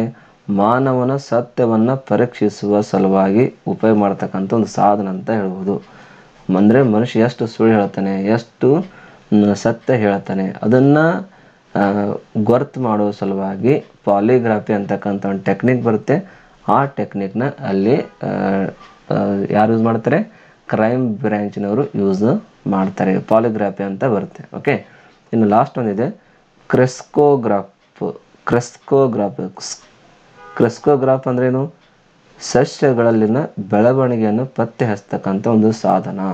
ನೋಡಿ ಒಂದೇನೋ ಪ್ಲ್ಯಾಂಟ್ ಇದೆಯಲ್ಲ, ಸೊ ಆ ಪ್ಲ್ಯಾಂಟ್ ಗ್ರೋತ್ ಎಷ್ಟಾಯಿತು, ಎಷ್ಟದು ಟಂಗೆ ಬಿಡ್ತು, ಎಷ್ಟದು ಹೂ ಬಿಡ್ತಾ ಇದೆ, ಕಾಯಿ ಆಗ್ತಾ ಇದೆಯಾ, ಅಥವಾ ಏನಾದರೂ ರೋಗ ಬಂದಿದೆಯಾ, ಡಿಸೀಸ್ ಬಂದಿದೆಯಾ, ಯಾವುದಾದ್ರೂ ಬ್ಯಾಕ್ಟೀರಿಯಾದ್ರ ಮೇಲೆ ಇಫೆಕ್ಟ್ ಮಾಡ್ತಿದೆಯಾ, ಅಲ್ಲಿಗೆ ಬಂದು ಏನಾದರೂ ಇಫೆಕ್ಟ್ ಮಾಡ್ತಿದೆಯಾ. ಸೊ ಟೋಟಲಾಗಿ ಒಂದು ಸಸ್ಯಗಳಲ್ಲಿನ ಬೆಳವಣಿಗೆಯನ್ನು ಪತ್ತೆ ಹಚ್ಚುವ ಸಲುವಾಗಿ ಉಪಯೋಗ ಮಾಡ್ತಕ್ಕಂಥ ಸಾಧನ ಯಾವುದಪ್ಪ ಅಂದರೆ ಕ್ರೆಸ್ಕೋಗ್ರಾಫ್ ಅಂತಲೇ ಹೇಳಬಹುದು. ಓಕೆ, ಈ ಕ್ವಶನ್ ಬಂದಿರೋದು ಯಾವುದು? ತೆಳುವಾದ ತಂತಿಗಳ ವ್ಯಾಸವನ್ನು ಅಳೆಯಲು ಬಳಸುವ ಸಾಧನ ಸ್ಕ್ರೂ ಗಾಜ್ ಅಂತ ಹೇಳಬಹುದು. ರೇಡಿಯೇಟರ್ ಎದಕ್ಕೆ ಯೂಸ್ ಮಾಡ್ತಾರೆ? ಇದಕ್ಕೆ ವಾಹನಗಳ ಒಂದು ಎಂಜಿನ್ ಏನಿರುತ್ತಲ್ಲ ಅದಕ್ಕೆ ಕೋಲ್ಡ್ ಮಾಡೋ ಸಲುವಾಗಿ ರೇಡಿಯೇಟರ್ಗಳನ್ನು ಯೂಸ್ ಮಾಡ್ತಾರೆ. ಪಾಲಿಗ್ರಾಫಿ ಅಂದರೆ ಮಾನವನು ಅಂದರೆ ಮನುಷ್ಯ ಎಷ್ಟು ಸುಳ್ಳು ಹೇಳ್ತಾನೆ ಮತ್ತು ಎಷ್ಟು ನಿಜ ಹೇಳ್ತಾನೆ, ಬಟ್ ಆ್ಯಕ್ಚುಲಿ ಮಾನವನು ಎಷ್ಟು ಸತ್ಯವನ್ನು ಹೇಳ್ತಾನೆ ಅಂತಕ್ಕಂಥ ಒಂದು ಪರೀಕ್ಷೆ ಇರುತ್ತಲ್ಲ, ಸೊ ಆ ಪರೀಕ್ಷೆಯನ್ನು ಮಾಡೋ ಸಲುವಾಗಿ ಪಾಲಿಗ್ರಾಫಿ ಟೆಕ್ನಿಕ್ನ ಯೂಸ್ ಮಾಡ್ತಾರೆ. ಕ್ರೆಸ್ಕೋಗ್ರಾಫಿ ಅಂದರೆ ಏನು? ಸಸ್ಯಗಳಲ್ಲಿನ ಬೆಳವಣಿಗೆ ಪತ್ತೆ ಹಚ್ಚುವ ಒಂದು ಸಾಧನ ಅಂತ ಹೇಳ್ಬೋದು. ಓಕೆ ಓಕೆ ಸೊ ಈ ರೀತಿಯಾಗಿ ಈ ಒಂದು ಚಾಪ್ಟರ್ದಲ್ಲಿ ಅಳತೆಯ ಸಾಧನಗಳು ಅಂತಕ್ಕಂಥ ಚಾಪ್ಟರ್ನಲ್ಲಿ ಬೇರೆ ಬೇರೆ ಆಗಿರ್ತಕ್ಕಂಥ ಅಳತೆಯ ಸಾಧನಗಳ ಬಗ್ಗೆ ನಾವೆಲ್ಲ ಸ್ಟಡಿ ಚೆನ್ನಾಗಿ ಮಾಡಿದ್ವಿ, ಚೆನ್ನಾಗಿ ಹೇಳಿದ್ವಿ ಅಂತ ಅಂದ್ಕೊಂಡಿದ್ದೀನಿ. ಸೊ ಯಾರ್ಯಾರಿಗೆ ಏನಾದರೂ ಕನ್ಫ್ಯೂಸ್ ಅನ್ನಿಸ್ತಾ ಇದ್ರೆ ಮತ್ತೆ ರಿಪೀಟ್ ಆಗಿ ಈ ಒಂದು ಕ್ಲಾಸ್ನ ವಿಡಿಯೋ ತಾವು ನೋಡ್ಬೋದು. ಮತ್ತೆ ರಿಪೀಟ್ ಆಗಿ ಒಂದ್ಸಲ ಹೇಳ್ಬಿಡ್ತೀನಿ ಕೇಳಿ. ಹಾಲಿನ ಸಾಂದ್ರತೆಯನ್ನು ಅಳೆಯಲು ಬಳಸುವ ಸಾಧನ ಯಾವುದಪ್ಪ ಅಂದರೆ ಲ್ಯಾಕ್ಟೋಮೀಟರ್ ಅಂತ ಹೇಳ್ಬೋದು. ಯಾವುದು? ಲ್ಯಾಕ್ಟೋಮೀಟರು. ಇನ್ನು ಸಣ್ಣ ಪ್ರಮಾಣದ ವಿದ್ಯುತ್ ಅಳೆಯಲು ಬಳಸುವ ಸಾಧನ ಯಾವುದು? ಗ್ಯಾಲ್ವನೋಮೀಟರ್ ಅಂತ ಹೇಳ್ಬೋದು. ಇನ್ನು ಮೂರನೇ ಪ್ರಶ್ನೆ, ನಿರ್ದಿಷ್ಟ ಪ್ರದೇಶದ ಮಳೆಯ ಪ್ರಮಾಣ ಅಳೆಯಲು ಯೂಸ್ ಮಾಡ್ತಕ್ಕಂಥ ಸಾಧನ ರೇನ್ ಗೇಜ್ ಅಂತ ಹೇಳ್ತೀವಿ. ಇನ್ನು ನಾಲ್ಕನೇದು, ಸಮುದ್ರದಲ್ಲಿ ಅಥವಾ ಜಲಗತ ವಸ್ತುಗಳ ಸ್ಥಾನ, ದೂರ, ದಿಕ್ಕು ಅಳೆಯಲು ಉಪಯೋಗಿಸುವ ಸಾಧನ ಸೋನಾರ್, ರೆಡಾರ್ ಅಲ್ಲ. ಓಕೆ. ಐದನೇ ಕ್ವಶನ್ ಏನಿದೆ, ವಾತಾವರಣದ ಆರ್ದ್ರತೆ ಅಳೆಯಲು ಬಳಸುವ ಸಾಧನ ಯಾವುದು? ಹೈಗ್ರೋಮೀಟರ್ ಅಂತ ಹೇಳ್ತೀವಿ. ಇನ್ನು ಆರನೇ ಒಂದು ಕ್ವಶನು, ದೇಹದ ಒಳ ಅಂಗಗಳನ್ನು ಪರಿಶೀಲನೆ ಮಾಡುವ ವಿಧಾನ ಯಾವುದು? ಎಂಡೋಸ್ಕೋಪಿ ಅಂತ ಹೇಳ್ಬೋದು. ಇನ್ನು ಏಳನೇ ಒಂದು question, mechanical energy to electrical energy convert ಮಾಡೋ ಸಲ ಏನು ಯೂಸ್ ಮಾಡ್ತೀರಾ? ಡೈನಾಮೀಟರ್ನ ಯೂಸ್ ಮಾಡ್ತೀವಿ. ಏನು? ಡೈನಾಮೀಟರು. ಇನ್ನು ಎಂಟನೇ ಕ್ವಶನ್ ಏನು ಹೇಳುತ್ತೆ, ರಾಸಾಯನಿಕ ಕ್ರಿಯೆಯಲ್ಲಿ ಒಳಗೊಂಡ ಉಷ್ಣತೆಯ ಪ್ರಮಾಣವನ್ನು ಅಳೆಯಲು ಬಳಸುವ ಸಾಧನ ಕ್ಯಾಲೋರಿಮೀಟರ್. ಯಾವುದು? ಕ್ಯಾಲೋರಿಮೀಟರು. ಇನ್ನು ಒಂಬತ್ತನೇ ಕ್ವಶನ್, ಮೆದುಳಿನ ಚಟುವಟಿಕೆಯನ್ನು ತಿಳಿಯಲು ಬಳಸುವ ಸಾಧನ EEG. ಯಾವುದು? EEG.